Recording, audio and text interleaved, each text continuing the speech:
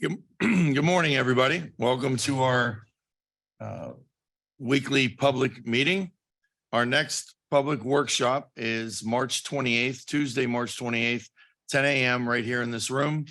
And our next regular meeting is Wednesday, March 29th, 10:30 a.m. also right here in this room. Public is welcome to both of the sessions. We are live today. So if you're listening or you're calling in and listening the traditional way on the toll-free number, you can go to the commissioner's website and also follow the Zoom link if you wanted to view it live on Zoom, and then also will be available on YouTube immediately following the meeting. We're not live on YouTube yet. They need to get so many subscribers and followers. So if you do watch it on YouTube, hit like or subscribe. And once we hit that number, it will be streamed absolutely live also once we hit whatever their magic number is that we got to hit. Okay, can everybody please rise. A question about the workshops that you're having. You said that that's next week. Yes, Those public workshops, are there public meeting notices for them? I just announced it right here live to the world, just like we announced the annual meetings. There's no public notice for that meeting. I just want to bring that to the board's attention, and there's no stated purpose for it. And you know the difference between the three types of meetings for public bodies, All correct? right, we're gonna move on. Everyone, please rise. I'd like to bring in Ed Agler. This is National Agriculture Week. Ed is our Director of Agriculture for the county. And I'm going to bring Ed up. He's going to lead us in prayer. For that, I'd be honored if you join me in our Pledge of Allegiance. I pledge allegiance to the flag of the United States of America and to the republic for which it stands, one nation, under God, indivisible, with liberty and justice for all. Thank you for this opportunity to come before you on behalf of the Lord and to you. You know, I just want to tell you real quick that on the Last Supper, Jesus had to settle a fight with the disciples, and they all wanted to know who was going to be the greatest in heaven and who was going to sit next to him. And Jesus said, those who be the greatest must become the least, and those who are going to be first must become the last. And that's how we need to be. We need to take and encourage one another.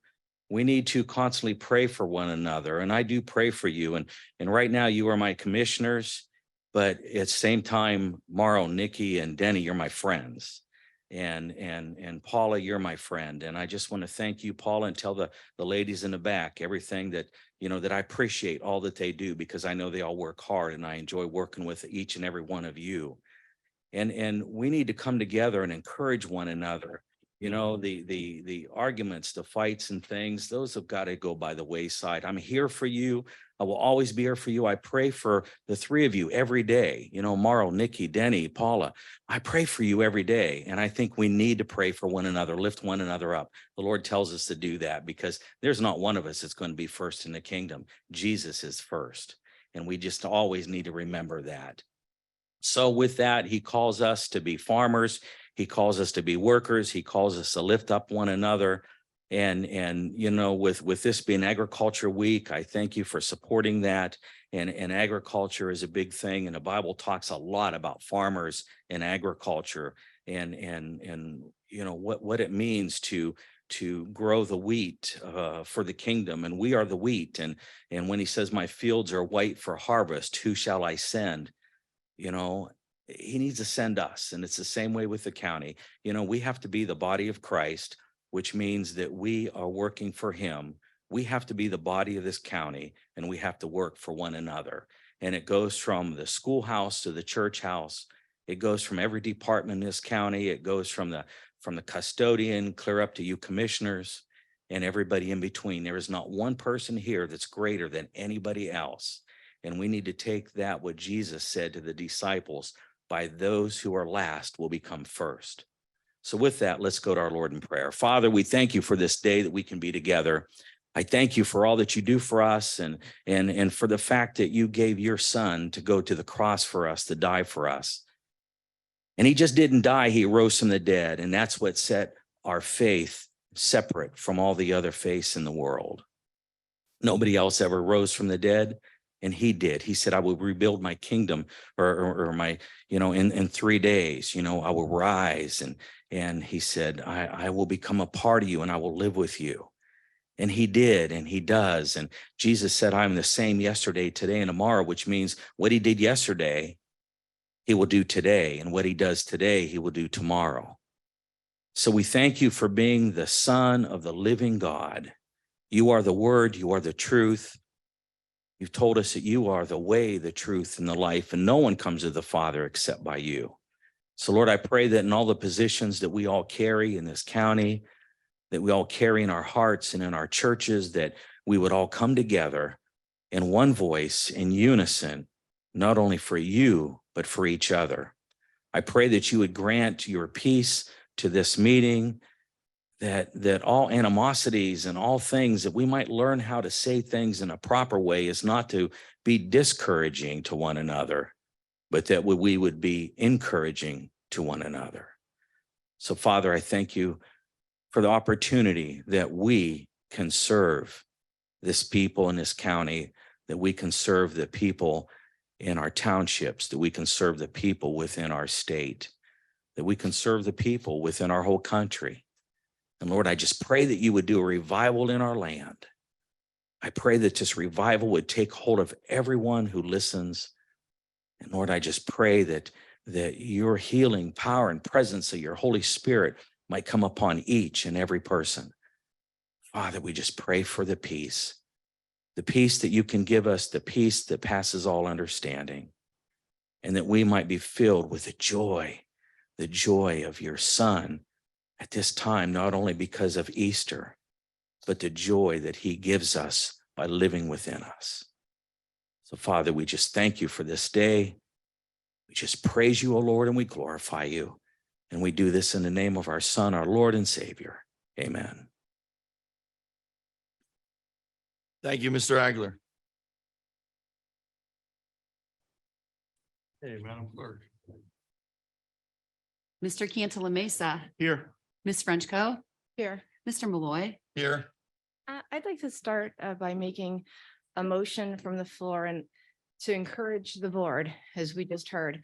I'd like to make a motion from the floor that all meetings by the Board of Commissioners will be properly noticed with a proper stated purpose so that we're complying with the Sunshine Law.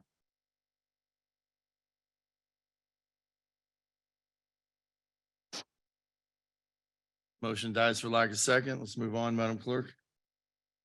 Item number 1, to dispense with reading the minutes of the regular meeting dated March 15th, 2023, and approve them as distributed and printed. Motion to approve. Second. Mr. Cantala Mesa. Yes. Mr. Malloy. Yes. Ms. Frenchco. No. Item number 2, to approve the bills. Motion to approve. Second. Mr. Cantala Mesa. Yes. Mr. Malloy. Yes. Ms. Frenchco. Yes. Item number 3, to adopt a resolution to proclaim the week of March 21st through 27th as National Agriculture Week in Trumbull County, Ohio, in conjunction with National Agriculture Week. And we have a resolution that the board would like to present to any members here. Okay, we have a resolution today, whereas American agriculture is the foundation of our country. It's the backbone of a healthy and prosperous nation, made possible by the hard work of America's farmers and their families. And whereas not only does American agriculture produce food, fiber, and renewable resource products, but agriculture is essential to maintain a strong economy. The agriculture industry is dedicated to ensuring Ohioans, as well as all Americans, have access to safe, abundant, and affordable products. And whereas when factoring in all the jobs involved in processing, distributing, and marketing food and fiber products, it is evident that American agriculture is truly everywhere and touches everyone on a daily basis. And whereas the Board of Trumbull County Commissioners acknowledges the importance of recognizing the hard work and dedication of our local farmers and how their thankless jobs impact the betterment of our lives. Therefore, be it resolved that the Board of Trumbull County Commissioners call upon all citizens to acknowledge and celebrate the achievements of all those who working together produce an abundance of agriculture products that strengthen and enrich our community and our nation. Therefore, be it further resolved that the Board of Trumbull County Commissioners hereby declares March 21st to 27th, 2023 is National Agriculture Week in Trumbull County. And we have a couple of guests here. We have Mandy Orohood from the Trumbull County Farm Bureau. We have Steve Kozerski, who is a board member. If you want to approach the podium.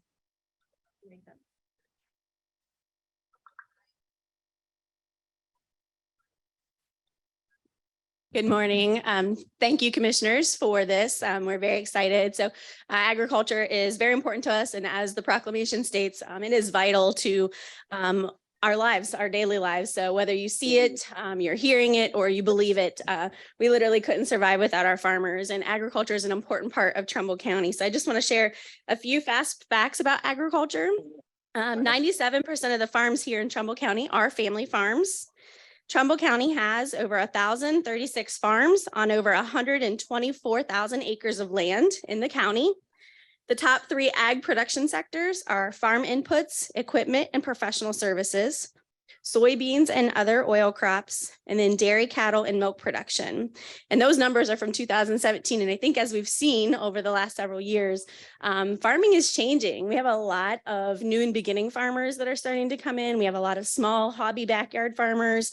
And these are just the folks that take the USDA ag census. So that's why it's incredibly important. We know that those numbers are much higher than what's actually reported, which is it's really a neat thing. So agriculture is the #1 industry in the state of Ohio.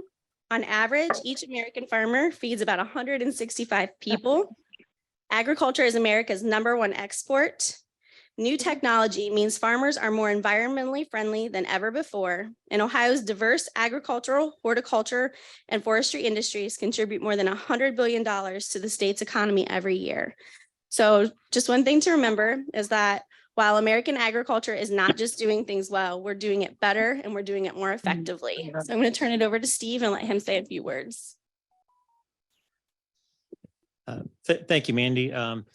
So I'm Steve Kozerski, a Public Policy Director for Trumbull County, Ohio Farm Bureau. I guess one thing a couple things I would add is, yesterday was actually the 50th anniversary of National Ag Day. So this is something, when we celebrate farmers this time of year, that's been going on for a number of years. And,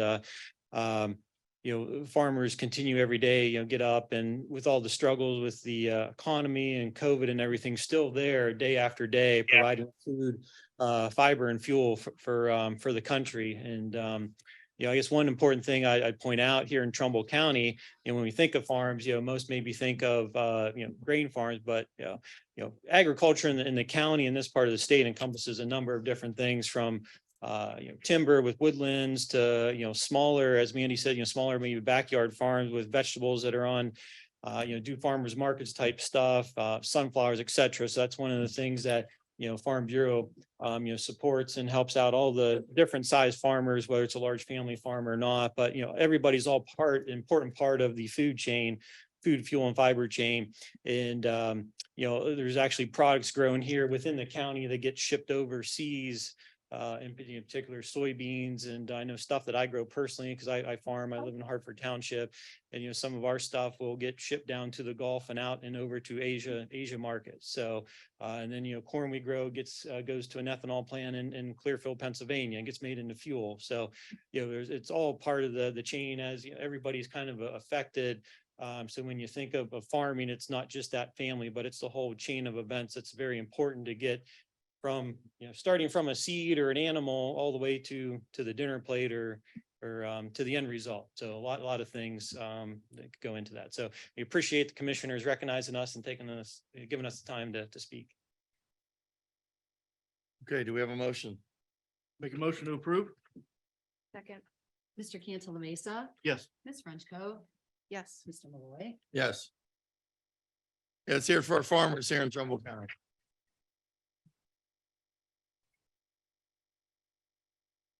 Can you join us over here by the flag and Want me to take a picture?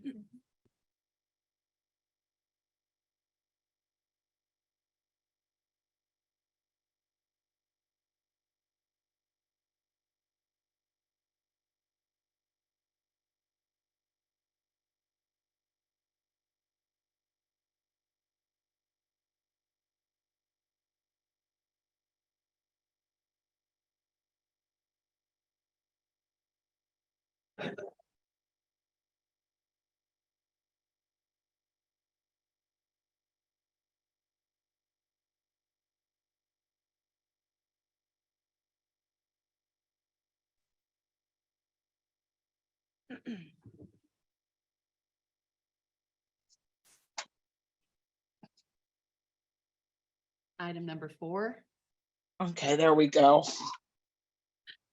to receive the petition signed by owners of lots and land situated on Warren Meadville Road and Elm Road, State Route 5, beginning at the intersection of Warren Meadville Road and Durst Colebrook Road and extending northerly along a portion of Warren Meadville Road, approximately 2,200 feet, and along a portion of Elm Road, State Route 5, from the intersection of Beaver Trail and extending northerly approximately 8,100 feet, located in Bezetta Township. Motion to approve? Second. Mr. Cantala Mesa. Discussion, right? In discussion. With this also, this is a project that is going to connect the water line into the Champion Bristol district instead of creating its own district, which is going to save costs for the residents that are going to receive this water service. And I'm going to commend Gary Newbrower for that instead of creating a new district, keeping the costs down. Also, I commend the Bezetta Township trustees. Once this was established, they got the petition signed in record fashion. The trustees went out with their clerk there and got the signatures they needed to move this forward. We're looking about 6 weeks from now to have the public hearing. And all goes well. Mr. Newbrower hopes to break ground and start on the project by October 1st, 2023. We have a motion by Mr. Cantala Mesa. Second by me It was already, for the discussion. moved and seconded already. Clerk. Mr. I didn't Okay, hear him. okay. Thank you. Thank you. Mr. Cantala Mesa. Yes. Mr. Malloy. Yes. Ms. Frenchco. I second. Okay. Yes. Item number 5, to approve the personnel action for the employment of Mr. Anthony Cilinio for the position of draftsperson with the Trumbull County Sanitary Engineers Department, effective March 27th, 2023. Pay range 8, 0 years. It's $19, 82.8233 per hour. Motion to approve? Second. Mr. Cantala Mesa. Yes. Mr. Malloy. Yes. Ms. Frenchco. Yes.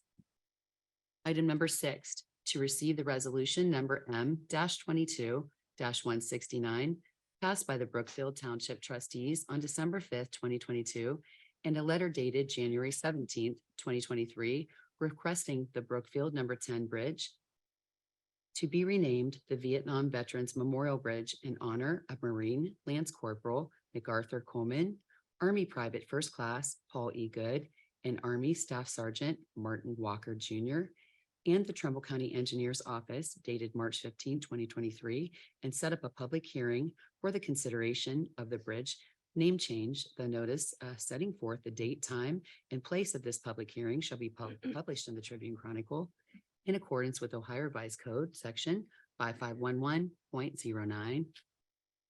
Motion to, Motion to receive the resolution passed by Brookfield trustees for the purpose of changing the bridge name.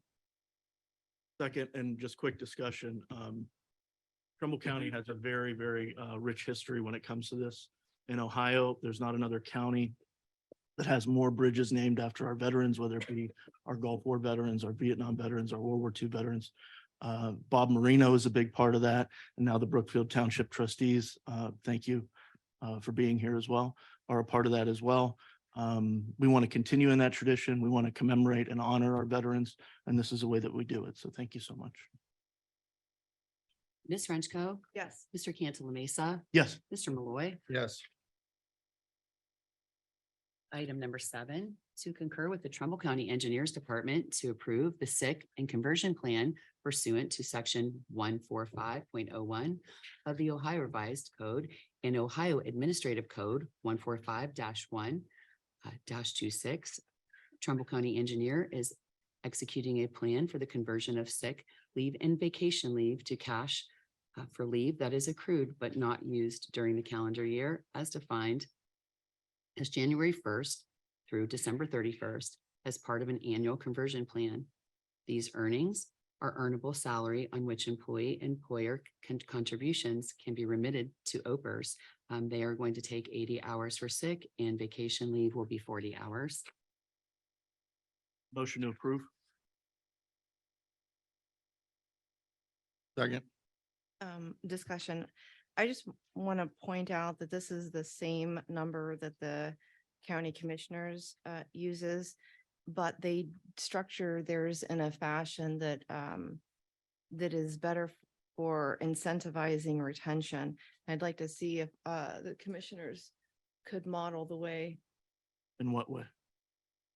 Do you see that where it says the conversion? They have to have at least 25 years of service They to get do this. Yeah, so some of the things that other elected officials do might be some things that we should look at to model if it makes. Do we have any employees that have 25 years of service in our office? I believe we do. Ask the HR director. In the commissioner's office, I don't believe we have any Okay. employees with 25 years, so none would qualify. Mr. Cantala Mesa, Yes. That's Mr. under Moore. the commissioners. Under us as a appointing authority. You mean the whole body then underneath us, not just the commissioner's office? Again, this isn't general fund money. This is all money that that is sort of a pass through for the commissioners, so we don't control it anyway. It's Randy Smith and the highway engineers money. Mr. Malloy, Yes. Ms. Frenchco. Yes. Item number 8, to concur with the Trumbull County Engineer to grant the special hauling permits to move overweight equipment. That's with Diamond Steel Construction Company and Pioneer Heavy Haul Incorporated. Motion to approve. Second. Mr. Cantala Mesa, Yes. Mr. Malloy, Yes. Ms. Frenchco. Yes. Item number 9, to concur with the Trumbull County Engineer to grant the special annual supplier fleet permit. That is with James E. Mateko Incorporated and Faust Leasing Incorporated. Motion to concur with the Trumbull County Engineer to grant special annual supplier fleet permits to James Mateko and Faust Leasing. Second. Ms. Frenchco. Yes. Mr. Cantala Mesa, Yes. Mr. Malloy. Yes. Item number 10, to concur with the Trumbull County Engineer to grant the right-of-way permit, and that's with Dominion East Ohio. Motion to concur with the county engineer to grant the right-of-way permit to Dominion. Motion, second, sorry. Ms. Frenchco. Yes. Mr. Cantala Mesa. Yes. Mr. Malloy. Yes. Item number 11, to acknowledge the resignation of the members listed of the Workforce Development Board of Trumbull County effective March 31st, 2023. That's Mr. Scott Brush. That's Miss Lisa A day. today and Mr. Stephen Talego Senior. Motion to approve. Second. Mr. Cantala Mesa, Yes. Mr. Malloy. Yes. Ms. Frenchco. Yes. Item number 12, to authorize Denny Malloy, President of the Board of Trumbull County Commissioners, to execute on behalf of Trumbull County the revised subgrant agreement for use by the Trumbull County Sheriff's Office, that's TAG Law Enforcement Task Force. Motion to approve. Second. Mr. Cantala Mesa, Yes. Mr. Malloy, Yes. Ms. Frenchco. Yes. Item number 13, to approve the promotion of Miss Chelsea Costello as an administrative assistant, non-bargaining employee with the Trumbull County Department of Job and Family Services effective Monday, March 20th, 2023. Ms. Costello will be paid $23.96 per hour with full county benefits and will be required to serve a 9-month probationary period. Motion to approve. Second. Discussion. This item is the first, this is the first hire that was sent over by the new HR director coming from that department. And this employee doesn't meet the minimum qualifications required. I have the rubric in front of me. It says that they are required to have 3 years of relevant agency experience. And this position, this candidate is the only one that has 0 years, yet this candidate is being advanced to the position. I also had some concerns about the subjectivity of the process And as well, this person, I believe, shares the same last name as other tenured employees there. So I wonder if, can anyone answer, is that a family member to Melanie Costello? Okay, is it? Okay, but does not the relevance also, should it consider the fact that they don't meet the minimum criteria? Can you step up to the podium? please? I'm looking at the rubric that you sent over, and it says that there's 0 years of agency experience. Did you make a mistake, or is That it? is incorrect. She's been employed with the county for 4 years. I'm looking at the rubric again, and it says agency experience, Okay. 0 years. She got a 0 because we give points awarded on 0 years 0 to 3 get 0 points. People with years of service 4 and up get so many points. It's all on the grid that was provided to you. Yeah, I'm looking at it, and I'm concerned about this. Okay. I mean, this doesn't appear to be objective as much as it is subjective, and I mentioned the grading of the test.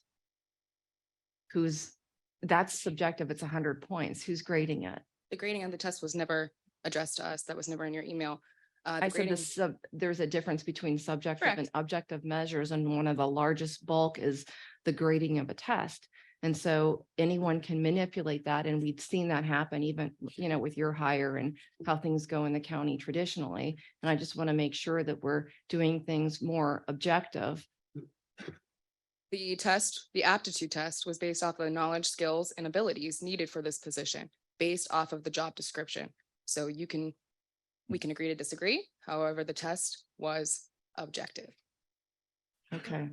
I think we discussed this at length yesterday did. too. about And that was 75%, provided to you as well. 75% Commissioner Penfield. objective, 25% subjective, because every interview has to be No, somewhat subjective. there is an error in that, because the actual scoring of the test is 100 points, and the scoring of the test is done subjectively by the person who's reviewing the test.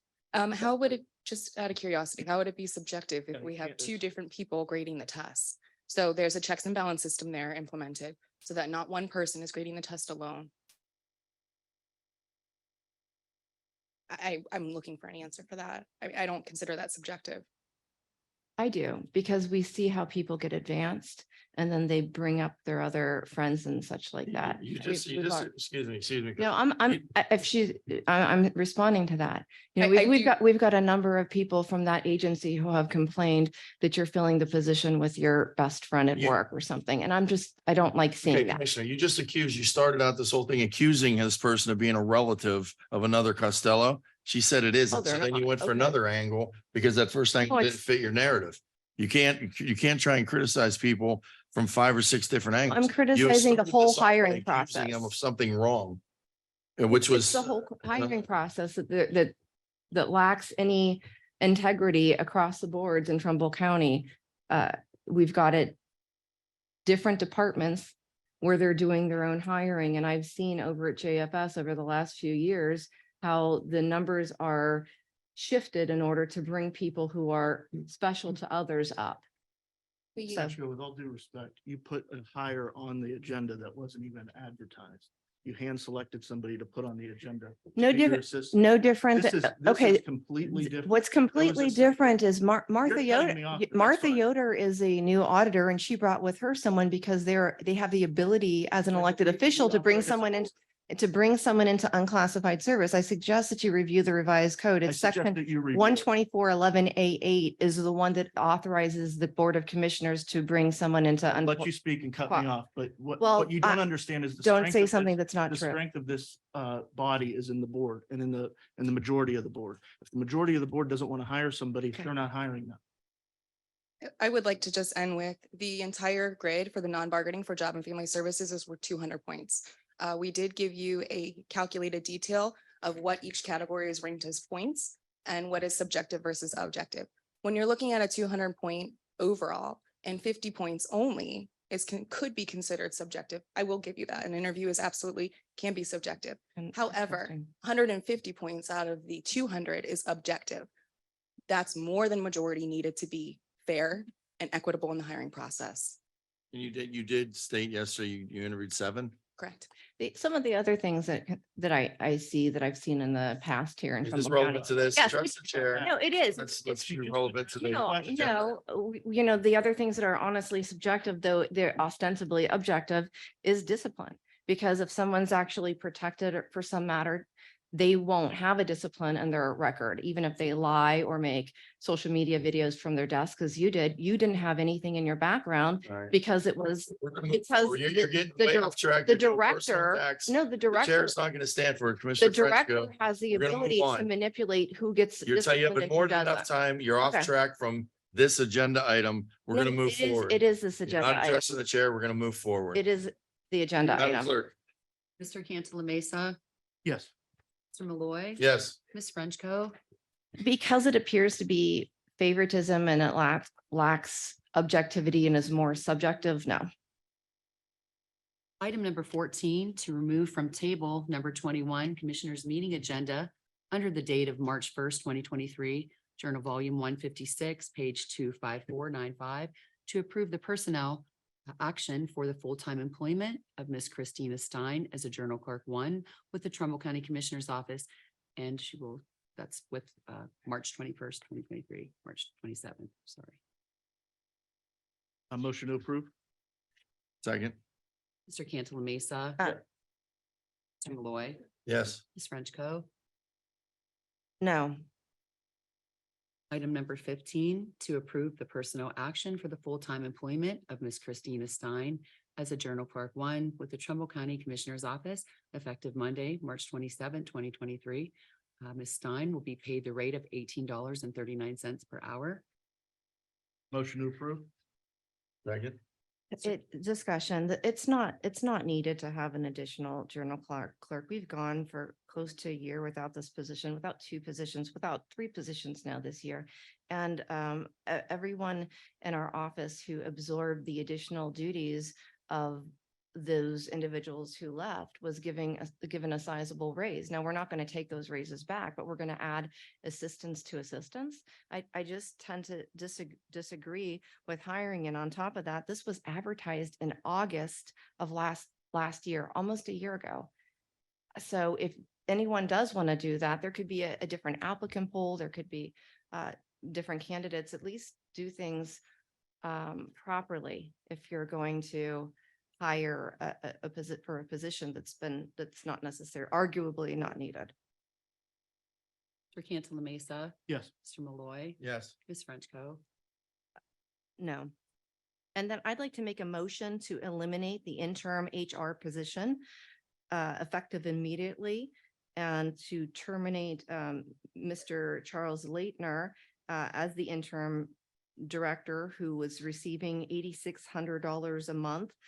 His employment is no longer needed since the county has filled the position. I don't know why he's still on the payroll. Motion dies for lack of a second. Not even here. Item number 16, to award the only bid as submitted by Light and Oil Company for supplying gasoline and diesel fuel to Trumbull County, Ohio, and to enter into a contract with Light and Oil for said purchases for 1 year commencing April 1st, 2023 and ending March 31st, 2024. Motion to approve? Second. Mr. Cantala Mesa. Yes. Mr. Malloy. Yes. Ms. Frenchco. Because the prosecutor's office didn't approve it and they had it, the ability to just in a few minutes, I have to vote no. Item number 17, to approve the amendment to the commissary service agreement with Keefe Commissary Network LLC. The agreement is effective the 10th day of April, 2023, by and between Keefe Commissary Network LLC and Trumbull County Board of Commissioners for the benefits of the Trumbull County Sheriff's Office. This agreement includes Keefe's Access SurePack Inmate Package Program service. Keefe shall process and deliver orders placed through its Access SurePack website. On the terms and conditions provided therein, the client will be paid a commission for this service equal to 30% of all final SurePack sales made on behalf of inmates resulting from or arising out of the sales Keefe shall deliver SurePack orders to client's facility once per week. The client agrees that Keefe may charge a processing fee for each order, which may be amended by Keefe from time to time. There is no cost to the county involving the Keefe commissary contract. A motion to approve. Second. Discussion, this wasn't also not approved or reviewed by our prosecutor's office. Commissioner, you're wrong on this. Yeah. Danzo did approve, and we have a letter that was yesterday from the sheriff's department. Bill Danzo did look this over and approve the I have contract. a packet, hang on. Number 17. The bottom, I highlighted it, ma'am. where Yeah, Mr. you Danzo said that he had no you- problem. Yes. So you had, it says that you said that he had no legal issues with it. I don't have anything from Danzo. You've also said some other, hang on. Been at the meeting yesterday, al- and you've seen the information. You've Commissioner. also said other things that have been inaccurate. So because of that, I like to actually verify with the prosecutor's office. That's Yeah. all. You're more than welcome to attend the meeting. We had What? verification yesterday in public. where Your meeting, everybody in the room, okay, your, 30 people saw the verification. your meeting was, your meeting is illegal. And I want to go on the record as saying that there are 3 types of meetings that boards, that bodies can have. I know you're new. I'd like to be able to help, but since I've started, all there's been is opposition to me when I'm trying to keep the board from stepping in. Whatever. So there are regular meetings, there are special meetings, there are emergency meetings. And what you're doing with this meeting, it's not being properly noticed, which means you're not sending out any type of advertisement for it. You're not giving the stated purpose of the meeting, and the special meeting requires you to do that. And with that, the agenda can't be deviated from. So to say that you're having a workshop, which is ostensibly a special meeting, without defining the things that you're discussing, could cause and will cause everything that happens in that meeting to be revoked. We have to do things the proper way. You don't just get to say, I'm having a workshop, and then have people come in to give ARPA presentations and all these other things that it's so wrong. I'm trying to help the county to do things the right way. And I want to explain the right way, and hope that in the future, before you make any more meetings or any more missteps, that you'll contact the prosecutor's office or have the clerk find out how to do things the right way to prevent the board from making significant errors. I've talked to other counties Okay, specifically about this. We do address the meetings and announce the meetings at this meeting every week. The agenda item is to review the following week's agenda and anything brought to the county from the public or department heads of concern, to talk to the commissioners in the light of day, in a public hearing where, with the media present. The media has always been told about this. The media knows about it. They've attended every meeting and haven't missed one yet. It not only is announced here, it's announced on a lot of our own social media sites. And I've seen it, and I've seen numerous other posts throughout the county about the meeting, encouraging people to come, attend the meeting so they can talk to us in public, and so we can talk about the issues that concern the benefit of the citizens of the county. well, If you disagree with that, you can disagree. maybe those other people who are telling you that it's okay can represent you in court, because Fine. that's going to be added to the list. And I'm trying to prevent you from doing things the wrong way so that I don't have to add that. I'm trying. Okay, Mr. Cantala Mesa, Yes. Mr. Malloy, Yes. Ms. Frenchco. Because I didn't see that it was approved by our prosecutor's office, and there have been other problems associated with amendments and change orders not being done correctly now. Because you didn't see it, doesn't mean it didn't happen. We'll just state that. for I'd the- like to state for the record that email Okay. was from Major Mason telling me this that is a he board- sent it this is to a- the, just so Okay. you know that Mr. Major Mason did say he. This is a Board of Commissioners meeting, ma'am. They're not gonna be impolite. So I will move on to number 18. And this is a resolution that we're going to present today. And it's to adopt a resolution proclaiming the month of April 2023 is Child Abuse Prevention Month in Trumbull County, Ohio, in conjunction with National Child Abuse Prevention Month. April marks the anniversary of the National Child Abuse Prevention Month and the 18th Annual Pinwheels for Prevention event. To promote the community cooperation, Children's Services will host a brief press conference on Wednesday, April 4th, 2023 at 1:30 PM by displaying 1,256 pinwheels at Warren City Hall. Each pinwheel represents one report of child abuse or neglect for the year 2022, for Trumbull County. So we have a resolution there. Motion to adopt the resolution proclaiming the month of April 2023 as Child Abuse Prevention Month. Second, Ms. Frenchco. Yes. Mr. Cantala Mesa. yes, Mr. Malloy. Yes. Okay, we have a resolution here by the Board of Trumbull County Commissioners in honor of National Child Abuse Prevention Month, 18th Annual Pinwheels for Prevention, April 4th, 2023. Whereas the National Committee for the Prevention of Child Abuse has designated April as National Child Abuse Prevention Month. And whereas Pinwheels for Prevention is a campaign to bring awareness to child abuse and neglect in communities across Ohio. And whereas every child should be protected, loved, and to feel safe in their home and community. And whereas during National Child Abuse Prevention Month and all throughout the year, the Board of Commissioners encourages all citizens to work together to safeguard our children, help prevent child abuse, and strive toward the hope that every child may experience a safe and happy childhood. Whereas that this board does hereby acknowledge that the month of April shall be designated as National Child Abuse Prevention Month in Trumbull County.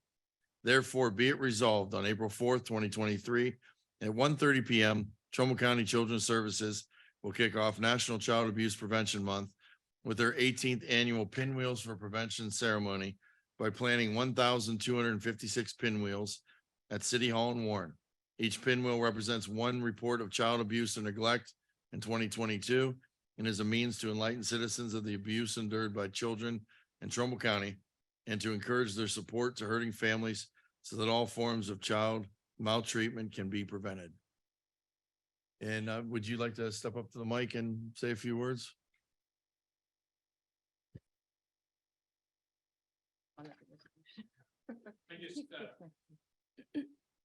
Kids stay safe in Trumbull County because of you guys. Those 1,200 people who called us in 2022 are the people who help keep kids safe. We have 160 some people, Lori's here, our administrative director, to go out and respond to those calls. But you guys make the calls, law enforcement, educators, grandma and grandpa and aunt and uncle and next door neighbor. So see something, say something is always our message. And we're really thankful for your support, the commissioners and other public servants.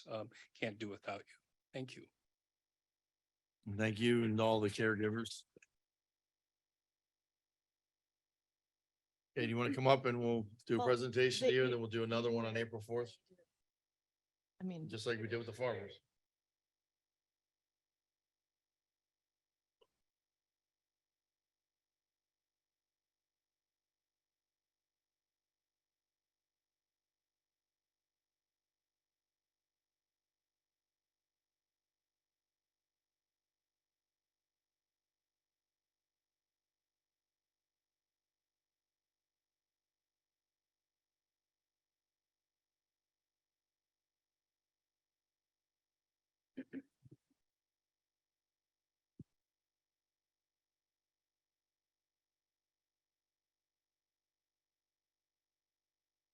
Item number 19, to enter into agreements with the municipalities listed for services of the Public Defender's Office.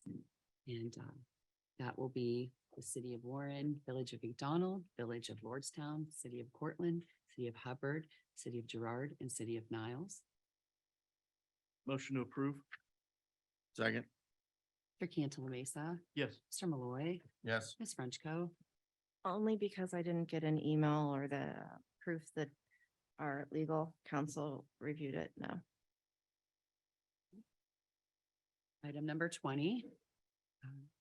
To accept and approve a petition of Skyline Developers LLC to create a drainage district in accordance with Ohio Revised Code 6131.63 to be known as the Forest Hills Estates Drainage District number 3 in Howland Township. And this is going to be a request to accept and approve the petition of Skyline Developers LLC to create a drainage district to be known as Forest Hills Estates Drainage District number 3 located in Howland Township, and to authorize the Board of Commissioners clerk to record the petition in the office of the Trumbull County Recorder. Motion to accept and approve the petition of Skyline Developers LLC to create a drainage district in accordance with the Ohio Revised Code 6131.63 to be known as the Forest Hills Estates Drainage District, number 3, Howland Township. And to accept and approve the petition to authorize the Trumbull County Commissioner's Clerk to record the petition and to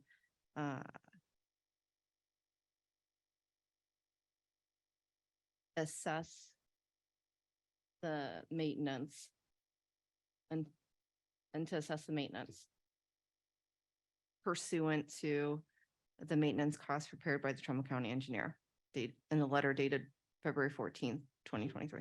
So to defer the maintenance, defer the assessment or to assessment immediately?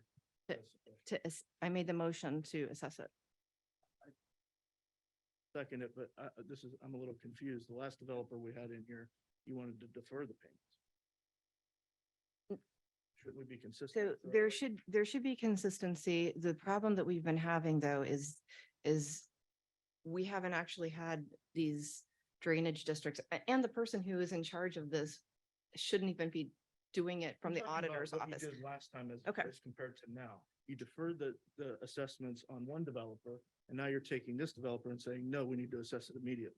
Well, I've learned, and so have you, and so has the board, that whenever we defer things, that it's, Why did you defer it then? What do you mean? We knew about all this. We had those drainage districts on the book. well, we've had more meetings to see how some of the problems were arising without making the assessments at the So we're beginning. gonna If you choose not to, that's We're fine. I gonna mean, pick winners and losers. We're gonna say Oh. this developer has to pay, this developer doesn't have. to. I don't understand. there's been no consistent drainage district policy. This predates me. And so when Yes, I, there has, now there has. There's a Yes, schedule, just there's a now. schedule of assessments. There's everything that we need to do that. but And there When- was when was the before, when drain- we changed, No, there wasn't. excuse me, when we changed the subdivision rules and regulations, when this was all yeah. in place. And you know when that was? That was before the Altabelli Drainage District.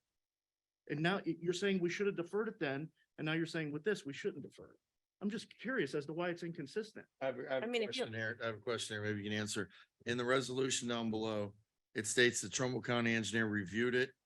And he has accompanying exhibits and finds it that no maintenance assessment is required at this time. Right. So why would we vote to assess if the county engineer said there's no assessment needed?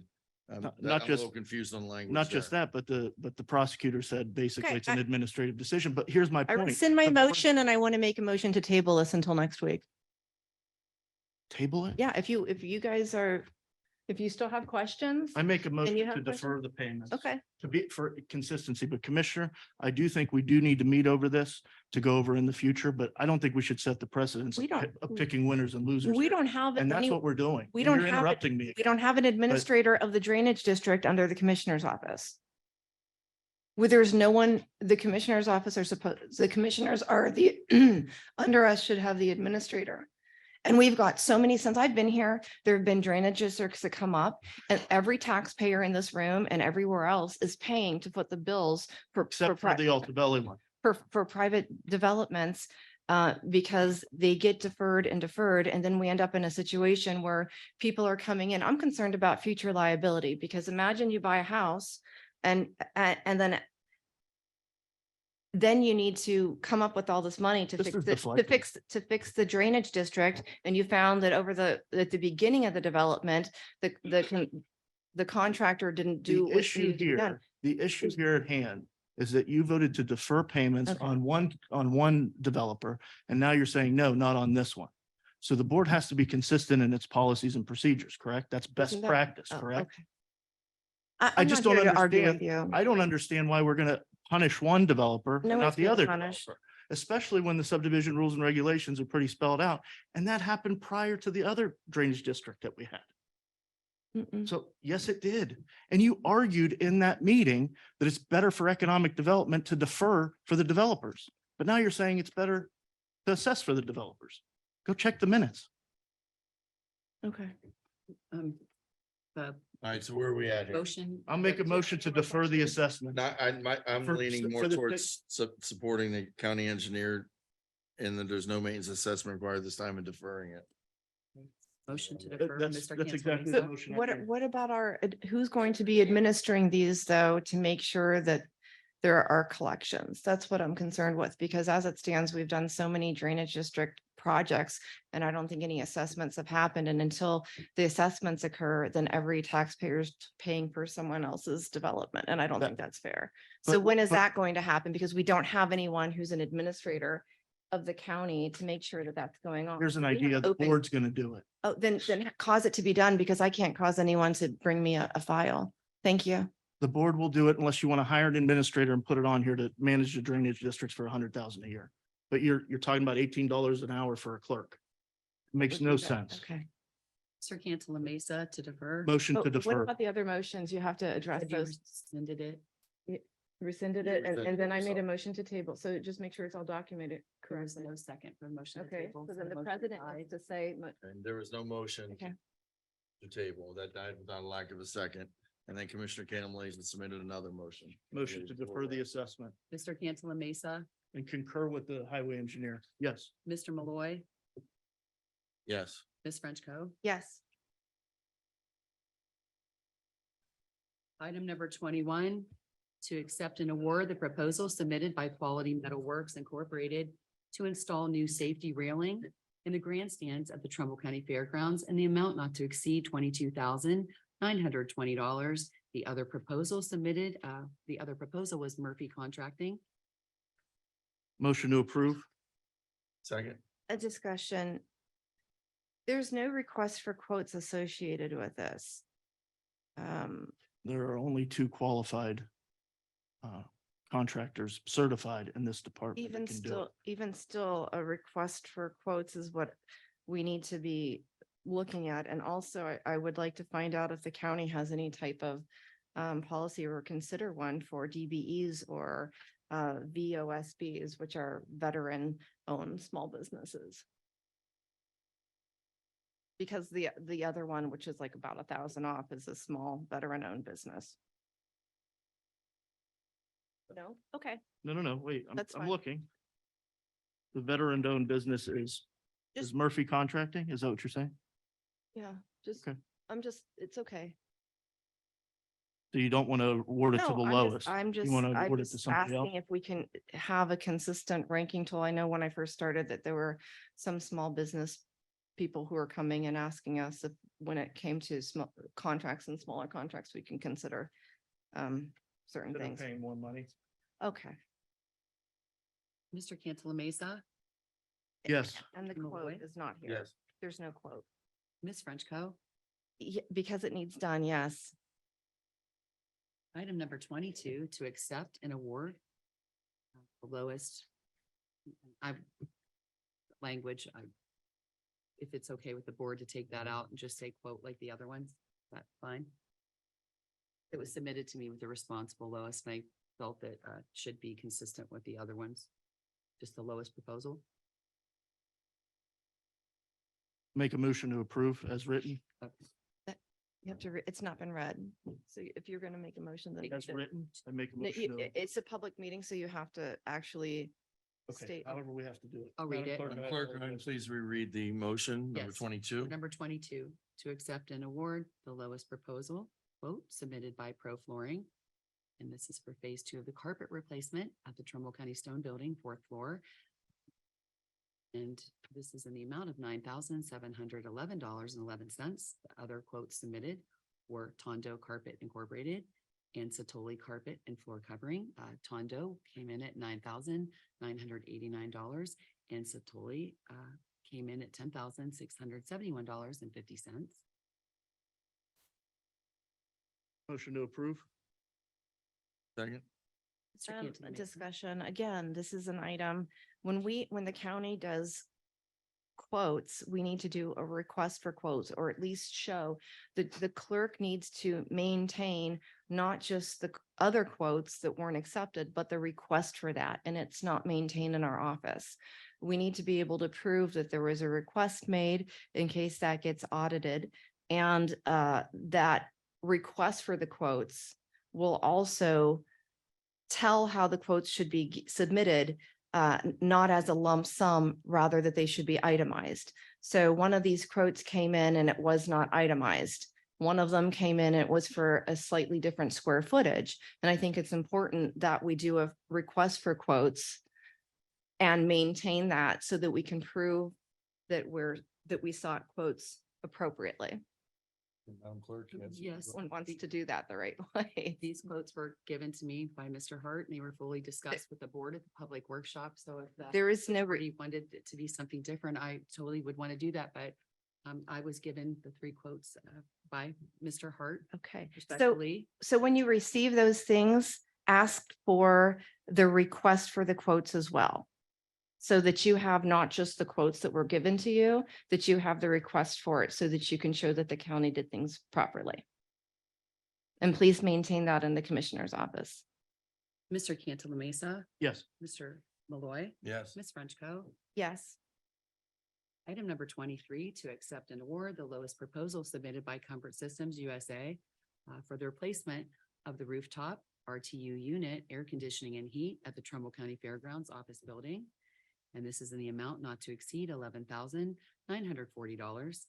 The other proposals submitted were Thompson Mechanical. They came in at $13,218, and Wadsworth Solutions, and they came in at $18,353. Motion to approve? Second. Mr. Cantala Mesa. Yes. Mr. Malloy. Yes. Ms. Frenchco. I still would like to see the request for quotes, but I could see on this one that every item was equal based on the quotes. So yes. Okay, that And- concludes our regular agenda items. I'd like to make a motion from the floor. I know that there's been a lot of discussion about making sure that the northern townships get addressed with ARPA funds because they're often ignored.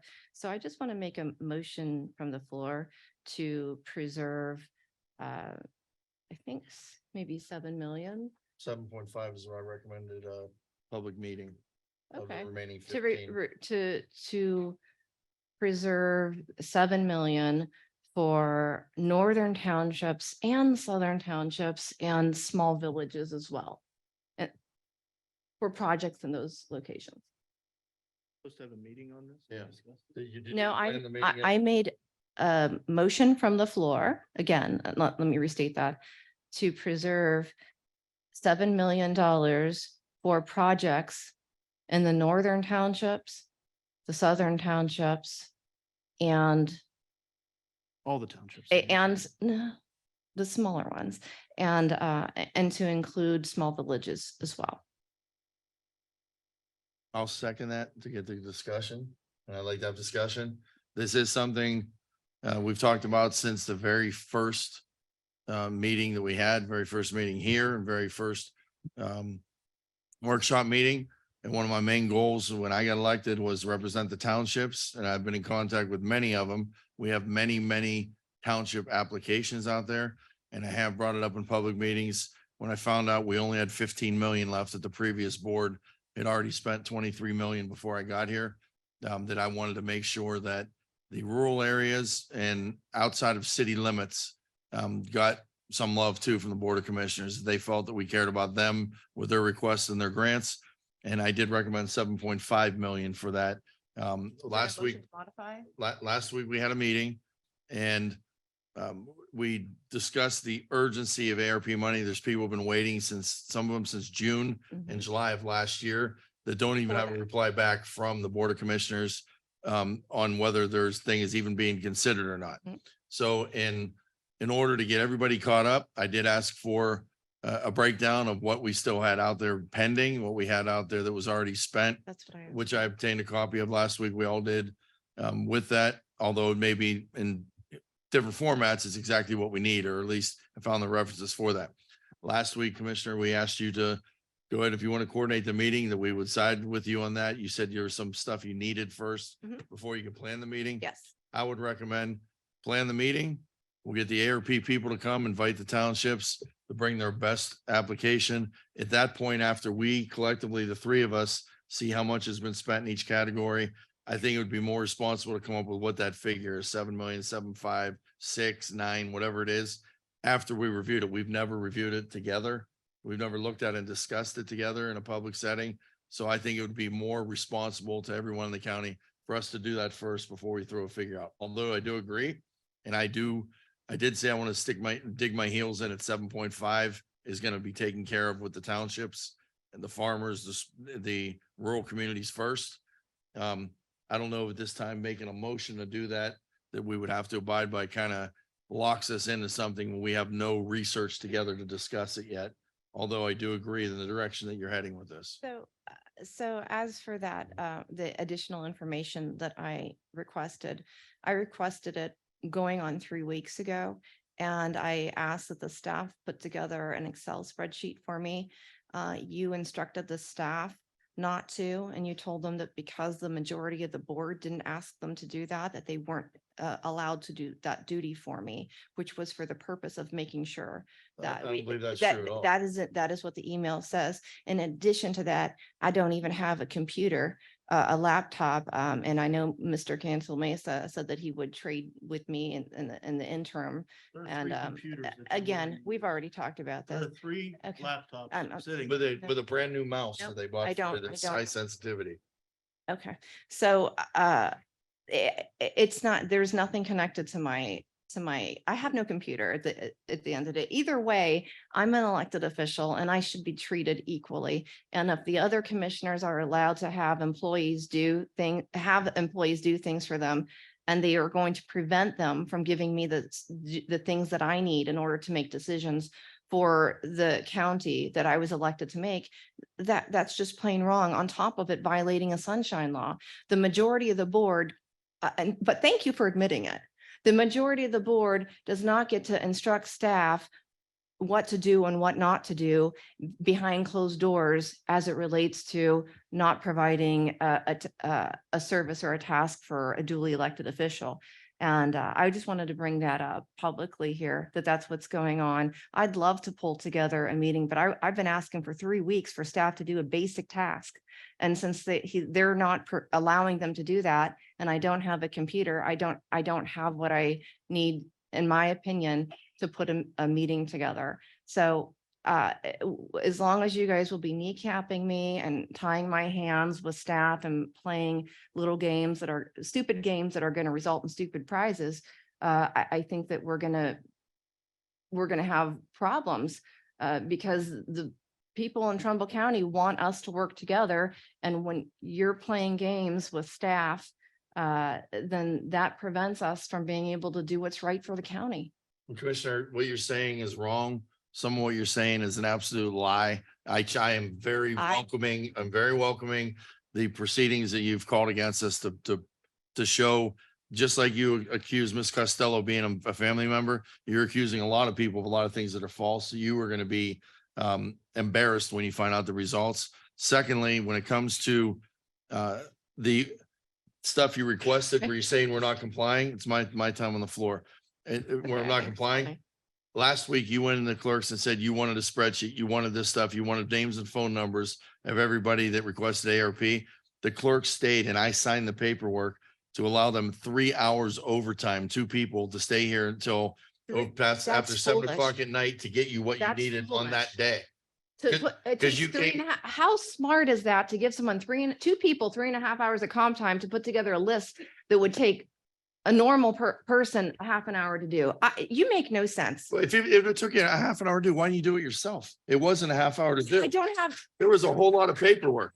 There was a ton of paperwork these clerks had to do to go through every ARP that's application. exactly the On the day that misogynistic Sheriff state- was off and a day that Mr. That's the Masaki wasn't here. misogynistic statement that he said as well. Morrow said the same thing. He said, why don't you just do it yourself? So clerical staff is only accessible to the men on the We're board? not asking for it They either. did it for okay. you, not for me. I didn't want them to do it. They wanted to do it to accommodate you. I tried saying, maybe you can wait until tomorrow. Maybe you No. can wait until Sheriff comes back. And they said, no, Commissioner Frenchco No, needs it for a meeting tonight. No, I need, Or needs it immediately. So we want to get this done. okay.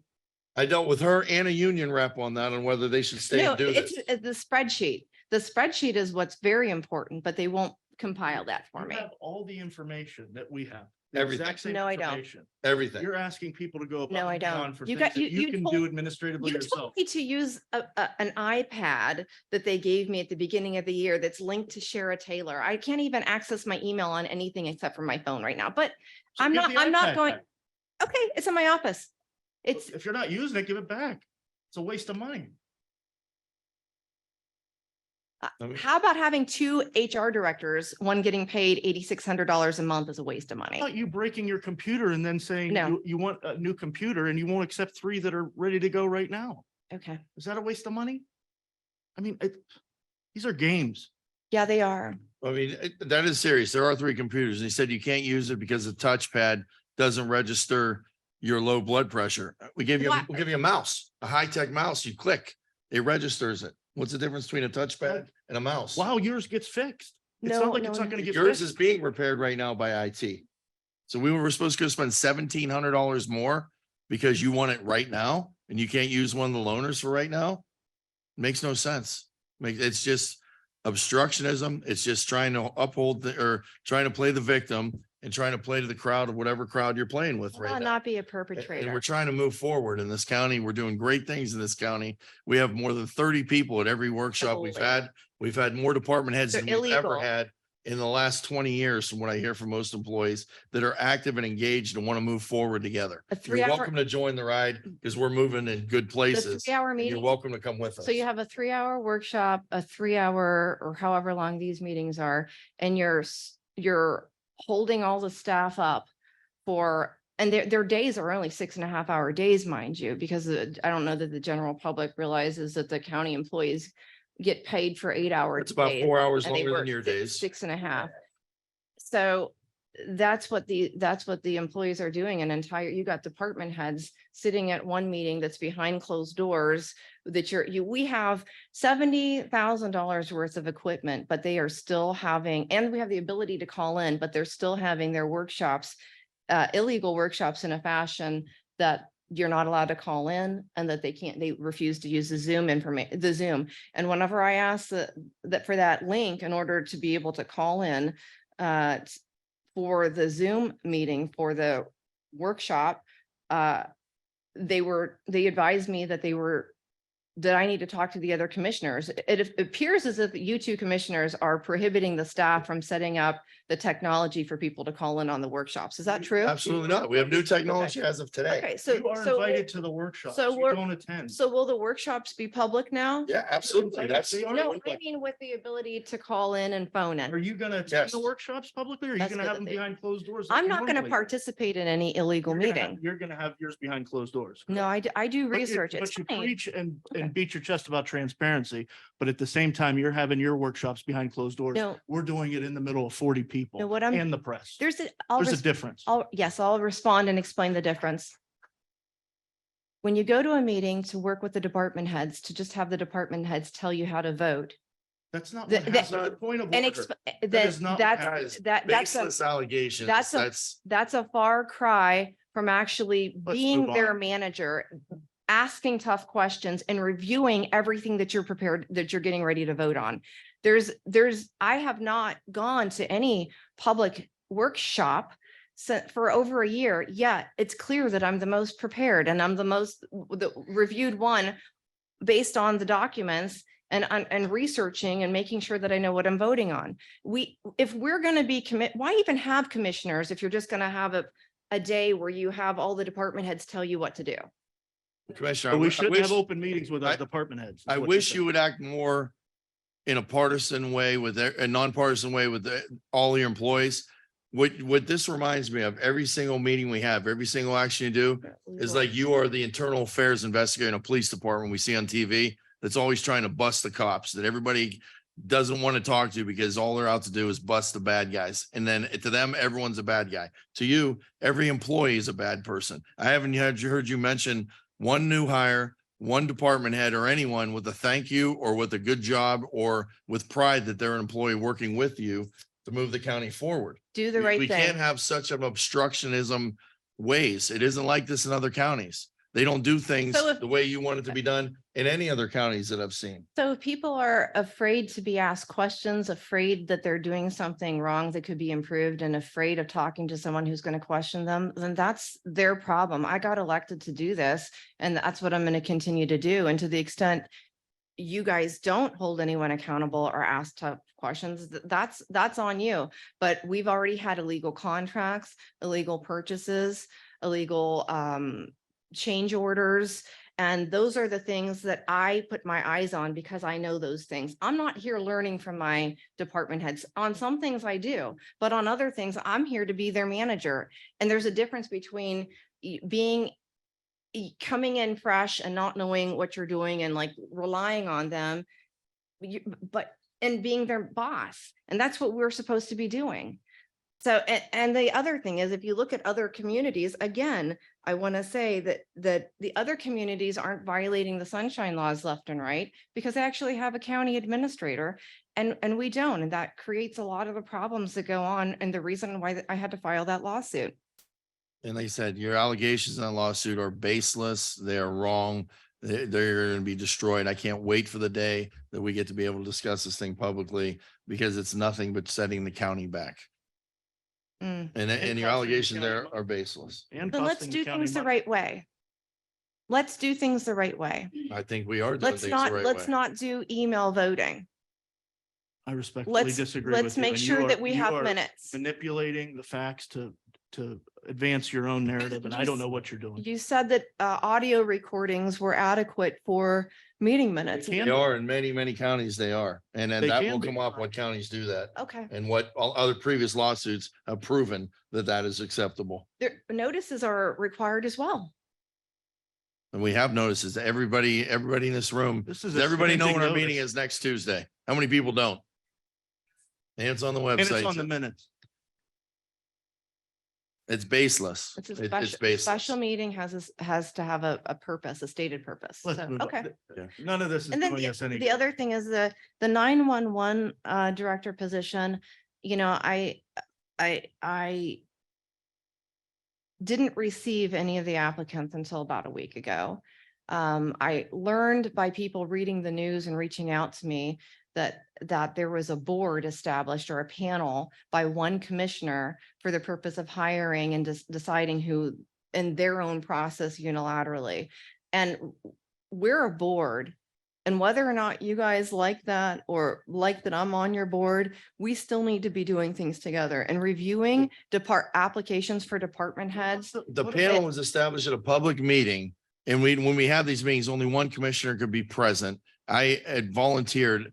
Charles is the one that set up that board and that panel, our human resources director. I volunteered to represent the commissioners, just like the Corps of Engineers meeting You where didn't- I was the designee to be there. And you showed up and violated the sunshine law by being on the phone, talking to the Corps of Engineers, making decisions on behalf of what you're going to get done and what you're not going to get done. And we had two commissioners in one meeting and you took over the meeting and answered all kind of questions and gave directives to people on what to do and how to do it. That was a violation of the sunshine laws, not me being on a panel with other employees to screen applicants. That was put together by our human resources department and approved in a public meeting for me to be the designated commissioner to attend What that. public meeting was that approved at? That was at one of our workshops with 911 director and human resources when we discussed the 911 director hiring, There, which you were invited to. Here's my question. Why wouldn't we want to have the sheriff, the EMA director, a fire chief, all these different individuals that are going to work hand in glove with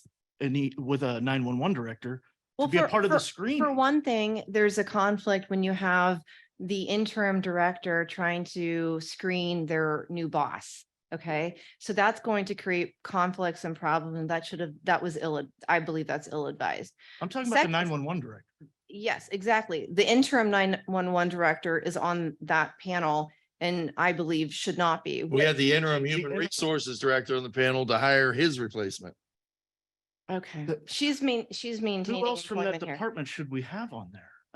It makes no, The we board. we is need to co- know what the inner workings of the department. The So board, the interim 911 director is the person to have on that panel. the board of commissioners should be making departments about making recommendations and reviewing the hiring for department heads that are fiduciary employees under the board themselves.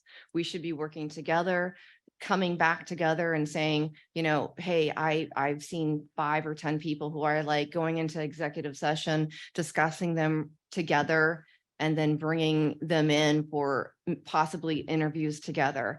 The way this is going on and the way the county has been conducting business is not okay. And in addition to that, yesterday at your at your illegal meeting, the workshop, you've redesigned, caused the job description to be redesigned, but not re-advertised it. You can't just re-advertise a job internally only in certain agencies like was proposed yesterday, as opposed to re-advertising it. If you have a new job description, you need to re-advertise it. Talk about coming together as a board and doing all this work together, but you're not even at the workshop. I'm not going to participate in an illegal meeting. I would like to clarify the record. The job description was not re-advised. The job description is the same job description as it was prior.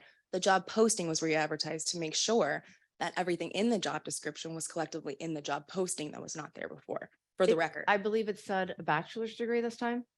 The bachelor's degree last time as well, ma'am. No, I got a copy of it and it didn't say that. That would be incorrect. I know that I spoke with you, Mr. Jen. You saw the advertisement. Did it not say? Oh, he called me last night too and told me he had the wrong posting. Thank you, sir. It was, Thank you. it, Correct. Thank you. so that it needs to be re-advertised. So if you feel that you don't have adequate applicants, then then it looks like you're looking for people just in a certain pool instead of advertising. And there's a couple organizations that deal with first response. We did you- re-advertise That's that what we said. yesterday. We did do that. We've- Come we've to the gone through our workshop and panel. find out. We I found really am out- trying to understand. We re-advertised yesterday. Again, You reposted, you said. correct. a Re-advertised, ad- reposting, same thing. They're not the same thing. It is. We found that we missed Can the agree to Police Chiefs disagree. Association, International Association of No, Firefighters. and hang some on, I gotta different correct things. her. If you're gonna be the new HR director, move on. posting is internal and advertising is external. We did both, Okay. ma'am. If you would have asked me that question, I would have answered with that response. So what I heard on your meeting yesterday was that you were seeking permission from the board, Mhm. and the majority of the board gave you approval to post, Okay, which should be advertised Right. within the certain EMA, certain No. organizations, rather than, we always follow county policy first and foremost. So county policy is that we post it in the proper manner that we did the first time again. Then on top of that, we're doing above and beyond that and sending it to additional entities, EMA, 911. So I just want to make sure that the story is very clear here and that the facts are given. there are 2 organizations that we were supposed to, when I put it on originally on the agenda to advertise in, and they were 2 911 first response organizations. Right. And I just wanted. Nina and APCO, That's it. correct. You Yes, said- I've done my work. Okay, so it's going back out to them. And normally when something is re-advertised, it comes on our agenda. So it'll say Sure. surely. I mean, I know you've been here We in a asked about different that. place. I did ask. I heard you ask, and you said as long as you have the permission from the Board of Commissioners, then you can do it. But to say that you have the majority of the board telling you to do something without putting on an agenda lacks a transparency, and it's what we've normally done. Whenever there's a job, It's I- normally done when it fits you, but not normally done when it's normally done. no, last year in December, when I put that agenda item on to advertise it, because that's what you do. The Board of Commissioners, if you could in the future, make sure that it comes over on our agenda so that the public sees that it's being advertised. That's what we Sure. normally do. I will say. Even though they told you not to, that's what we do. Here's what I can tell you about that. I did my research. So yes, I do agree. When a job is being advertised for the first time, absolutely, it should be publicly recognized. But we did already do that one time. We didn't change a cadence. We didn't have any dollar amount associated with it. It's just a reposting. Re-advertisement. yeah. Re-advertisement, sure. Well, we posted it internally and advertised externally, so we can call it both. But I do want to make sure that you understand that we did ask for permission in a public meeting yesterday with everybody here. He really did miss a good meeting. It was a really I- good one. I And heard it. and everything that you're asking of me was talked about in that meeting. We've worked. I through all heard it, this. but that doesn't, correct the fact that it should be on our agenda because then the public will see that it's being re-advertised. There's nothing wrong with, that's what we have always Okay. done. And also it'll show the new dates, because if you're advertising, you'll say from a period of this date to this date, Understood. and that should be journalized. Can I ask for clarification then? Because this is my new role, so I would like to understand. If that's the case, how come we don't every time a job is advertised, we don't bring it here publicly to a meeting? Not the case. Thank you. For the, no, for the Let me just department say heads, it something. always, You asked yesterday if it could be re-advertised, and I said, was there a cost, a dollar amount Correct. associated with it? And you said, no, No. these organizations we can send this to. I said, send it Correct. out.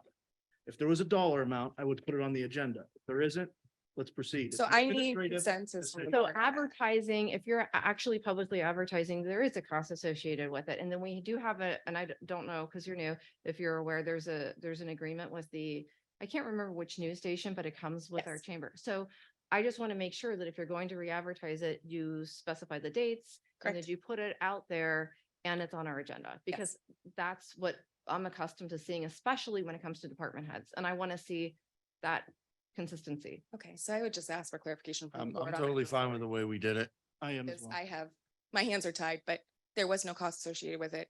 And to answer your Because you didn't questions, advertise it, or? we you are did- advertising it. We're utilizing partners in the county to help us advertise it. But are correctly. you doing it in accordance to our policy, which said, no, the policy says that whenever a job's advertised, it has to be through certain, Mhm. it's the. And we there have you sent go. it to all of them, the churches, the The ministerials. Tribune? Yes, the Tribune was included on it. That was all done But yesterday there is a afternoon. cost then, isn't there? No, The Tribune's doing it for free? I mean, we've been posting it with the Tribune. The Tribune was on the Been correspondence that advertising we it for sent out free? yesterday. Yeah, advertisements are different than like press releases, so, So we sent it to Okay. the Tribune yesterday.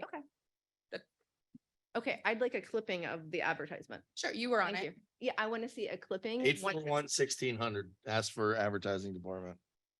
Yeah, Thank want you. to see a clipping. And it should be on our agenda so that it's journalized. That's a great. Well, you're new, but this is proper. The only way to solve it is to get a prosecutor's opinion. So I'm willing to do that. We can all sit up here and play the legal advisor to the board, but at the end of the day, without a prosecutor's opinion, you can't say we should. I can't say we shouldn't. Let's get a prosecutor's opinion and get the exact answer.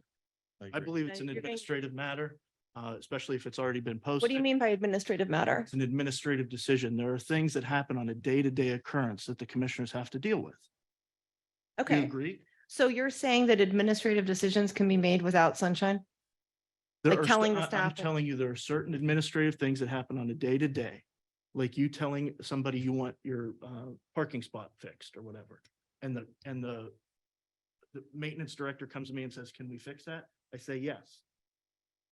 That's an administrative matter. Okay, I Nothing will requested, get done. I We requ- don't do that. I requested a prosecutor's opinion as to whether or not he's ever given past opinions on if administrative decisions are allowed to be exempt from the sunshine law, and there is no such opinion. So I don't know why you're under So, that okay, impression. So by that. Like same when you token- send people home for a snow day. Remember when you and Frank sent someone home, everyone, and said, hey, we can't. Pending legal matter, Commissioner, I advise you don't do that anymore. what No, I'm I saying can is, say what I want. If the clerk comes to the Board of Commissioners who make the decisions in the county and we all have different opinions, how Mhm. is anything going to get done? Mm. On a little administrative matter. You have to admit that there are some things that you That you do can violate the sunshine law because you need to get it done quickly, then you call an emergency meeting. on a parking spot. You got to do things the right way. You know how many emergency meetings you've had? You'd have them every day. So absent that, you're violating sunshine every day. It's not a violation of sunshine law. It's administrative discretion. You have to make these Administrative calls. discretion. You have to make these calls. There's nobody else here to make them. Thank you for saying this on the record. I stand by that. I actually requested prosecutors' opinions when I got here because I didn't want to do something wrong. And no such opinion exists. It says that we're allowed to make administrative decisions without a meeting. So if there's a question in the office, how do we get that done? I You've done it suggest you on- talk to a on multiple prosecutor. occasions. Okay, Maybe that's why she doesn't come in the office that much, to not answer questions. Well, somebody's got to answer.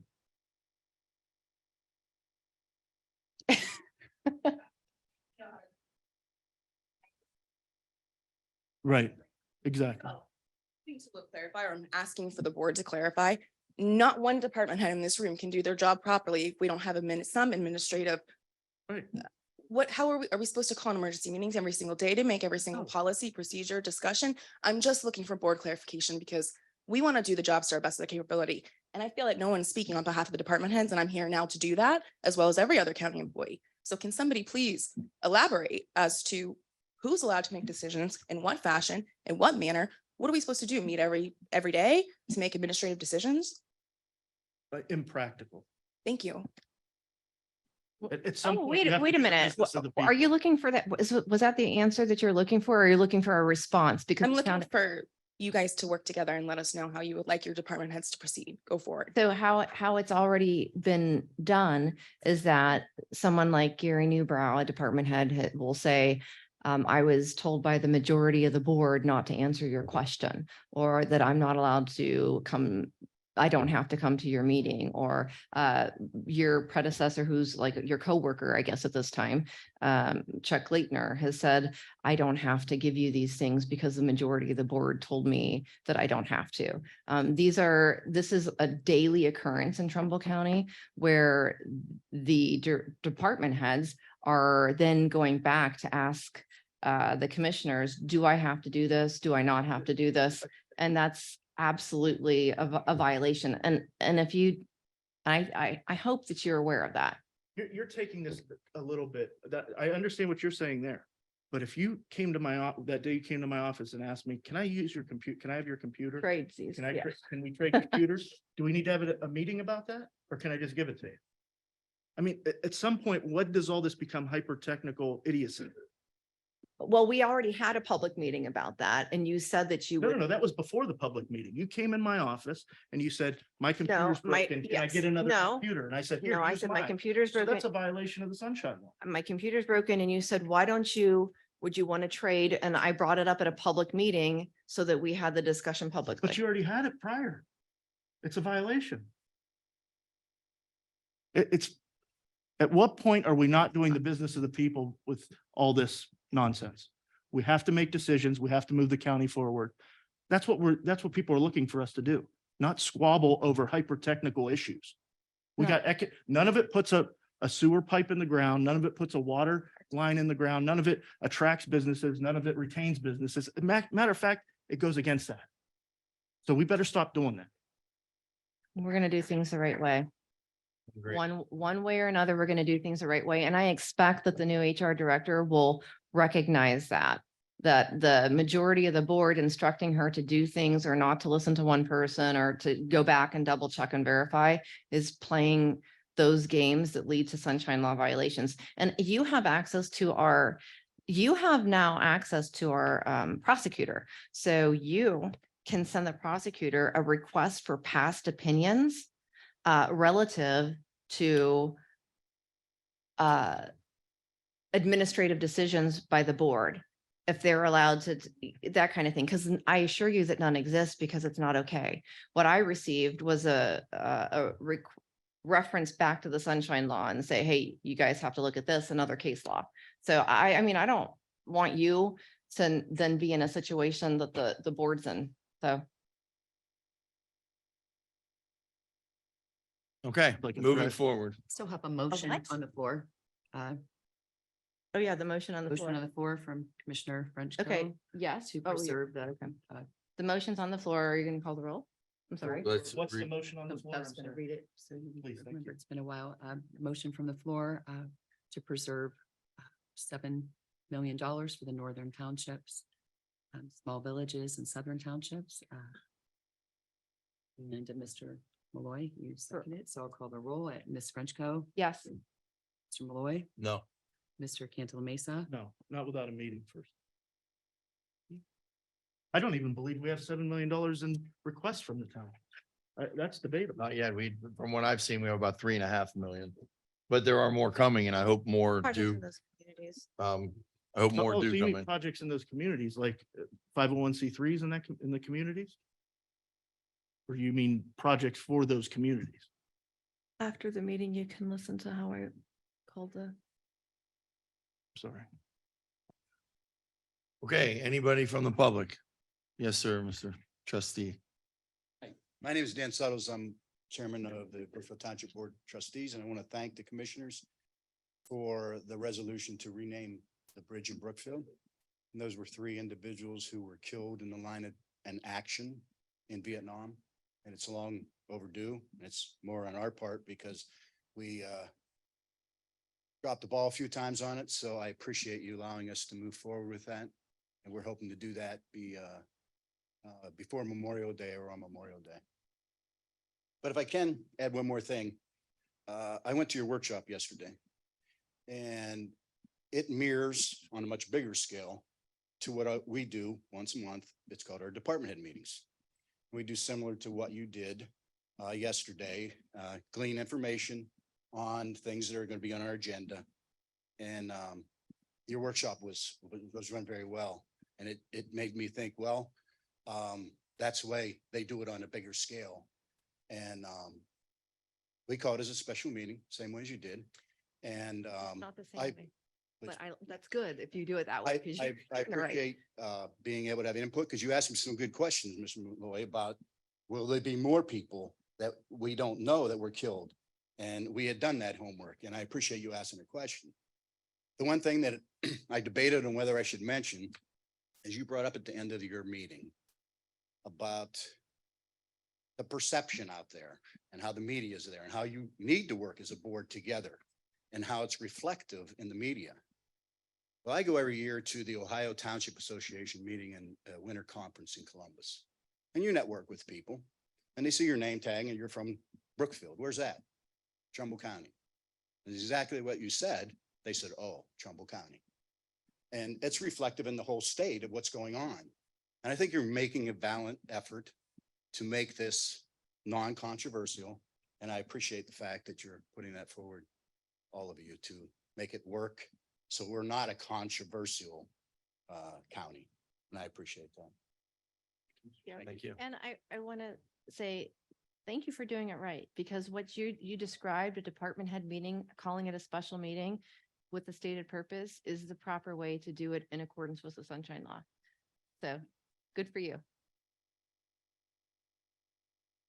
Good morning, commissioners. How are you? Name and where you're from, please. Yep, Jeffrey Jang, and I'm from Portland. At yesterday's special meeting I attended, I put it on record there. I want to reiterate, I am not representing the city of Cortland, even though that's where most of you know me from this morning. I'm representing the Cortland Community Foundation.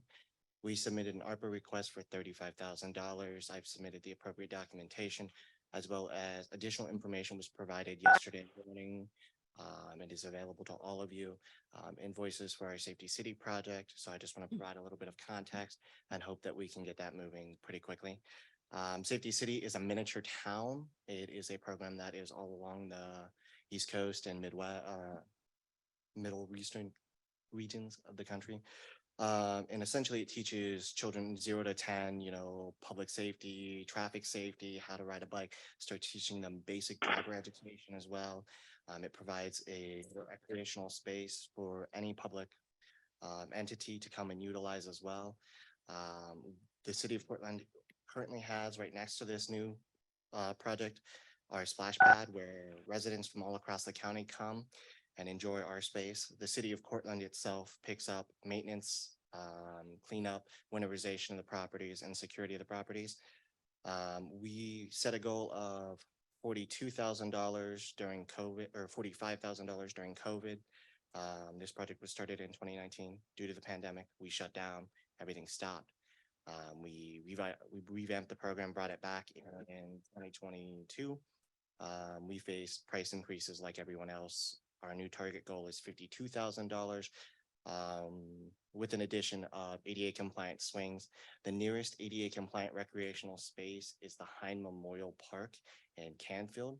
So our hope is on our rotational schedule, or on the city's rotational schedule of replacing recreational equipment, the foundation will step up.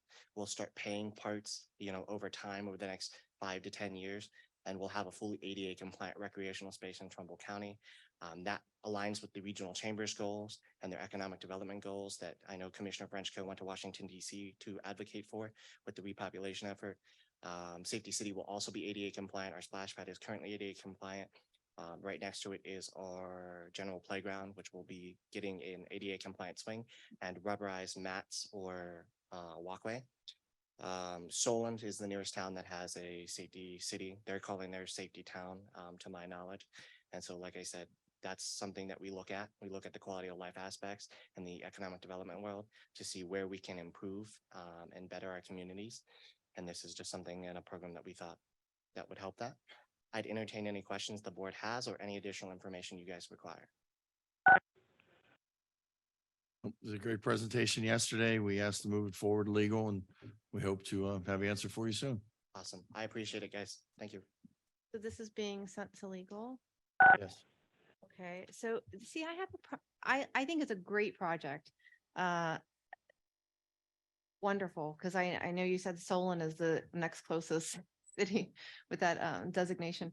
However, I think that the way we're doing this by telling people to come to a meeting that's not intended, the meeting that they're having is not identified as having a section to present ARPA It was said that way applications. in all the previous meetings, that would be a Okay. special ARPA meeting to Special review ARPA things. meeting. See, After our, yes, There- it was said that way many times. there was If you no. listen to the meetings of this meeting last Okay, week too. there was no proper noticed meeting for presenting ARPA applications. My concern is that if. You asked if- people at the Township I- Association meeting the other day to come to My- the meeting. Was that a official notification? So my concern again is that, and I just want to let the board know and let everyone in the public know that if we end up doing something and taking action on an improper meeting during an improper meeting, then all of that action can be reversed. So I believe that moving forward, we need to make sure that everything happens at our public meeting where we have the latitude to do these things. Also, I'm concerned with people coming just to that Tuesday workshop that arguably is improper because it's not noticed or identified correct. That other townships and other projects aren't being considered because two commissioners are saying, come to our meeting where the public doesn't, it's not on live stream and we have the capability. No one's calling in.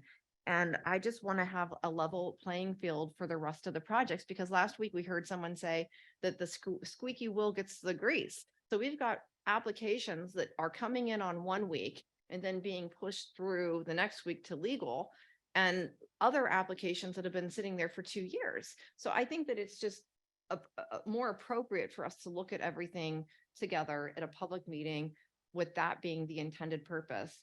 That's just my concern. It has nothing to do Schedule with. the meeting, Commissioner, and we will all be there. And please, can we as a public body, since we're in a public meeting, can you instruct the staff to do the Excel spreadsheet that I requested? No, because everything is on there and I think what you're requesting is outside the normal scope of many job duties. It's there, all the info Where, is no, it's there. not. I disagree. Will you please? I'll give you one more week to schedule a meeting, Commissioner, and then I'll schedule a Okay. meeting myself. Going to be here next week. I just want, I'll say that. Okay. And then Will also, you schedule a meeting within a week? I will schedule it for the following week, providing I have the Excel spreadsheet. Can we please make it, tell the staff to do what I was asking for so that we could help the community? I cannot speak to your internal process, but I Mhm. know Mr. Misaki was out yesterday, so I'm assuming that I'm making the rare assumption that action didn't go. So I will make a formal request at a public meeting to the board that it goes to Mr. Misaki and goes to special counsel, if that makes it easier and more transparent. I want to do the process right. My board is fully behind doing the process right. So whatever the process is outlined, I'm not I'm not opposed to that. So if I can make that request and I can get that action at this public meeting, that it goes to special counsel for ARPA. So that way we can get this project moved along and closed out by the end of the year. I would really appreciate it. Yeah, I'd move that we move that forward Fine. too. Yes, nothing's changed. That's better. Thank you.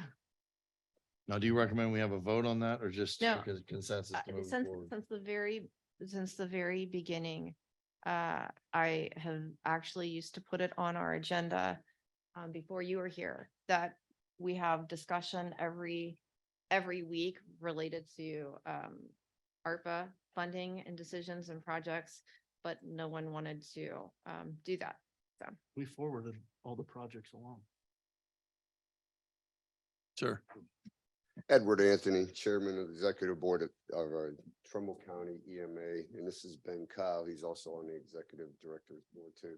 On there, we want to speak to the support we've been given. I believe we submitted almost 30 letters to you guys from adjacent villages, cities, townships, and also adjacent counties for the support of the mobile command vehicle that we're seeking for the EMA. In light of everything that's happened real recently here in East Palestine, I mean, every day that goes by is another day we don't even have it ordered. So I know it's a big sum of money, but I don't think you can put any kind of price tag on life. And it's very, very important that we try to get some of that money assigned to this vehicle, because it's going to take a process even after you guys approve it for us to get this done. I know we've talked to you guys before on this, and it's been 2 or 3 months. I understand there's a lot of communities vying for a lot of projects.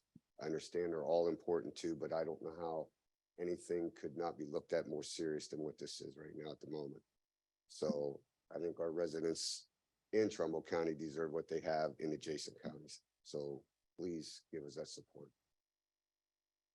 Thank you, Chairman. Thank you, Commissioners, for allowing us to be here and also entertaining. As Chairman Anthony said. Name, please. Oh, Ben Correct. Kyle, Mayor of the City of Hubbard. Thank you. It's extremely important as a member of the Executive Board for the EMA for the county.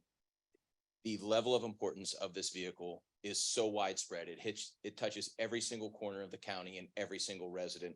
And I just wanted to come up with the chairman to give one example that we experienced in the city of Hubbard last week, where it could have been a real life situation. 11:47 a.m., our officers were dispatched to threats at our school system. Nearly 2,000 students in the school system. 11:50, the first road officer was on scene. We have an SRO in the building. 11:58, the school went into a full lockdown, which meant in the event of an immediate threat, the campus was completely locked down to an internal emergency procedure. During that lockdown, students and faculty were prohibited from moving. They sheltered in place. Our officers entered the school. No one was allowed into the building except law enforcement. So we entered the building with the known threat that was there. The information we were given, SRO, police department, they did their job. We had surrounding communities on Brookfield Township, Hubbard Township. They were on standby in case we found this to be a credible threat.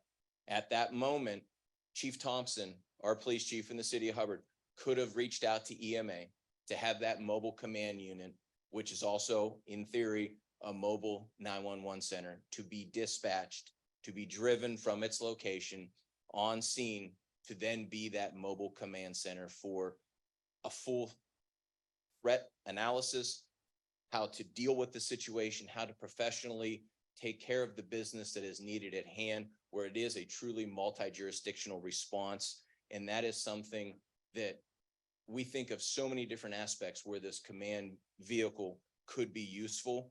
But last week, we experienced a real life situation that we were watching every second tick by until the threat was completely found to be not a threat at that moment. Then they went into a soft lockdown, and then they went into a regular dismissal at the school. An arrest was made a few days later after everything had occurred.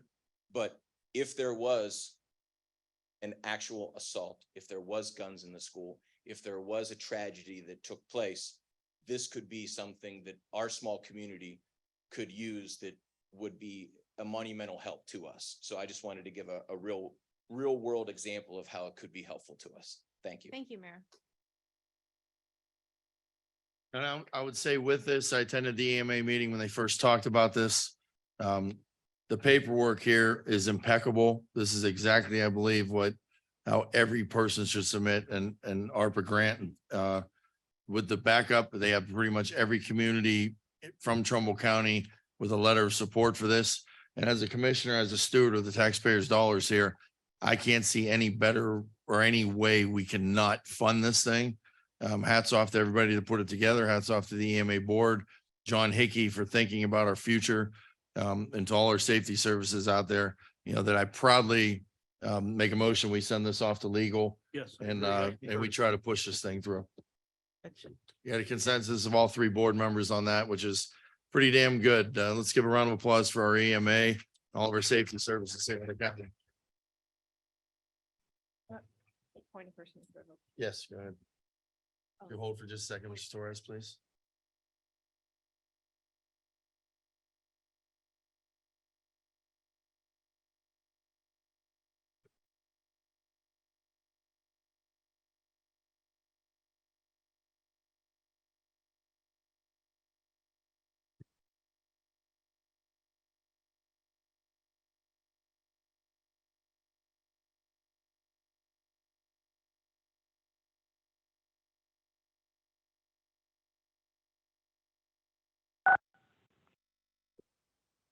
Hello?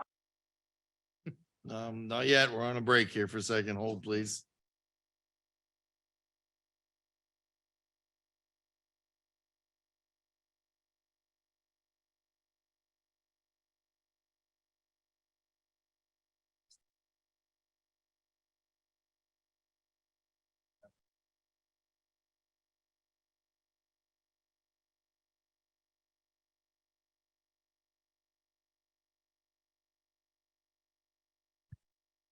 Okay, sir. Porfirio Torres the third, aka PC Torres, Southington resident. I just wanted to get an update on last week. Got a lot of positive response to from a lot of people. I can't even think I even had one negative response, but I want to make it clear. No, I don't have any relatives in Trumbull County anywhere, and I actually do have a daughter that works in drug counseling, but she's Mahoning County. So so my goal is never going to be for a position but my dream and my goal is to get a nice long range facility. We have a ton of 30-day programs in this area. But I haven't found one yet. I could be wrong. I'm not saying I'm perfect and I know everything, but I don't know of a long range facility around here. Now I have a family member who's currently in a long range facility. It's called the Keating Center. And I'm gonna do a lot of information, find out a lot of information about that. But the thing that blew me away this week was I got about 20, I want to say at least 25 responses from people that already lost their loved one. And they're all for this, and it's like, wow, it's too late for them, but they're really on board about, this subject that I talked about. And I won't be able to be coming to these meetings anymore because I'm going back to work hopefully next week.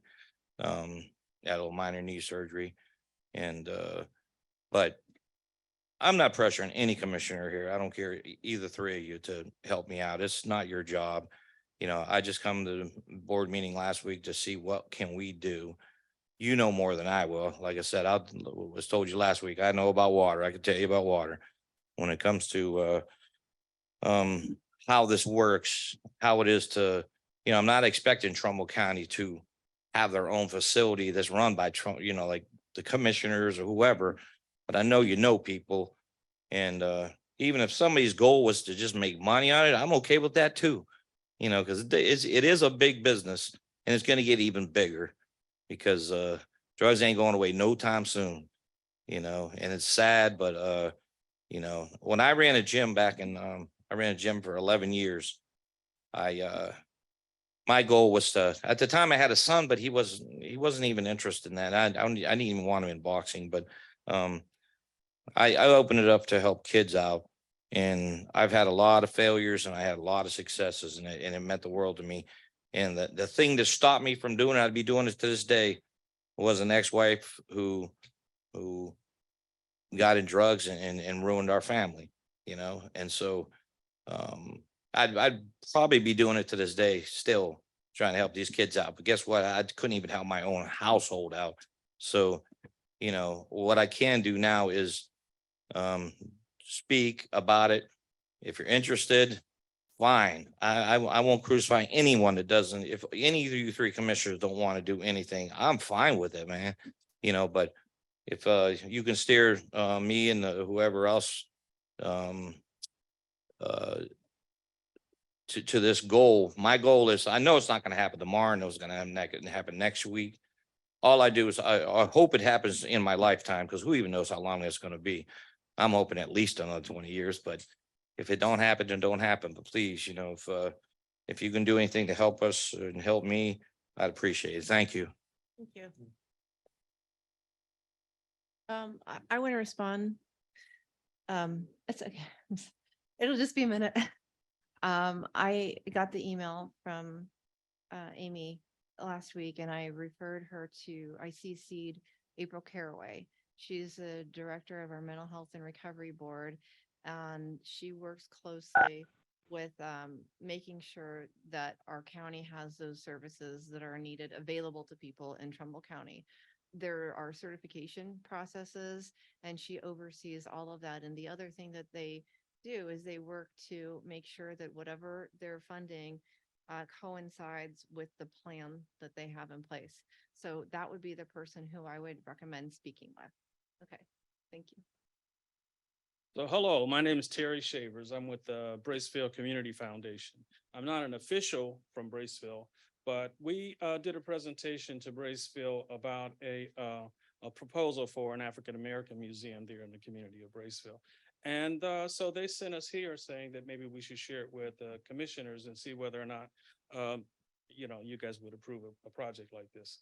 Braceville has a pretty rich African-American history. We have a lot of notables from the community. We have a guy named Brian Broom that was a notable author a couple years ago. He had like one of the top 20 bestseller books.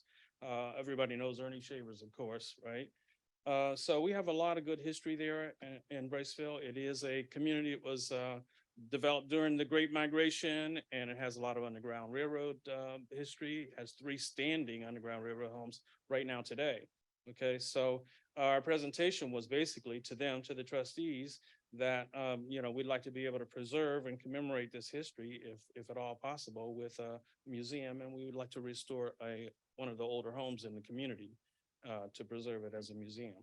So that's our idea. I did my application for is it APR? ARPA. ARP. I did it online. I think it was suggested yesterday in the workshop. And so I did do it online. I don't know, Mr. Masaki. You know, so I'd like to get together with him and see whether or not we can get it approved by him, or at least have him review it. Okay, so any comments? Well, you had a great presentation yesterday. It was very touching. It was really opened up the eyes of not only myself, but everybody in the room. Kind of looked around afterwards and said, wow, we didn't know a lot of the stuff. Your passion you brought with your presentation yesterday was great. I'm glad you did the application last night. Mr. Masaki is out today. But when he comes back, I'll make sure that I personally will talk to him to make sure he screens it. If there are any mistakes or anything on there that he needs to review back with you, he'll contact you to make sure it's submitted correctly. And then after that's done, then it'll be back to us again to review, to send it on from there. Right now, you're in a little earlier of the process than some of the other people that spoke before you, having just submitted it last night. Yeah. But you really opened up the eyes to a lot of people here. You're a definite asset to the community. And we thank you for your passion and what you brought to the table with this. And I think you've got a story to tell. I hope you got with the reporter yesterday. Yeah, we Because I did. think she We did. was pretty enlightened too, to hear your words yesterday. We did, yeah. And we plan to collaborate with Braceville has a historical society and the Trumbull County Historical Society as well. Okay, Well, thank you and Mrs. there for great presentation. thank you. Hello? Not yet, ma'am. Sounds like it. Anybody else from the public? Yes, sir. Good morning. Mike Davis with Farmington Township, one of the trustees. We had also put in our applications, and I believe we've given Mr. Masaki everything he's asked for. I know there's a process and I know there's a time frame, but we on the project that we're working on kind of need to know how much money we need to borrow, because we're doing the project either way. But this would allow us to do multiple road projects instead of one. And I know I'm not the only township, when you get in northern Trumbull County, a third of our township is owned by Division of Wildlife, which we receive no taxes, no nothing from. A third of our township can never be developed or any of that. And it really hurts us up there.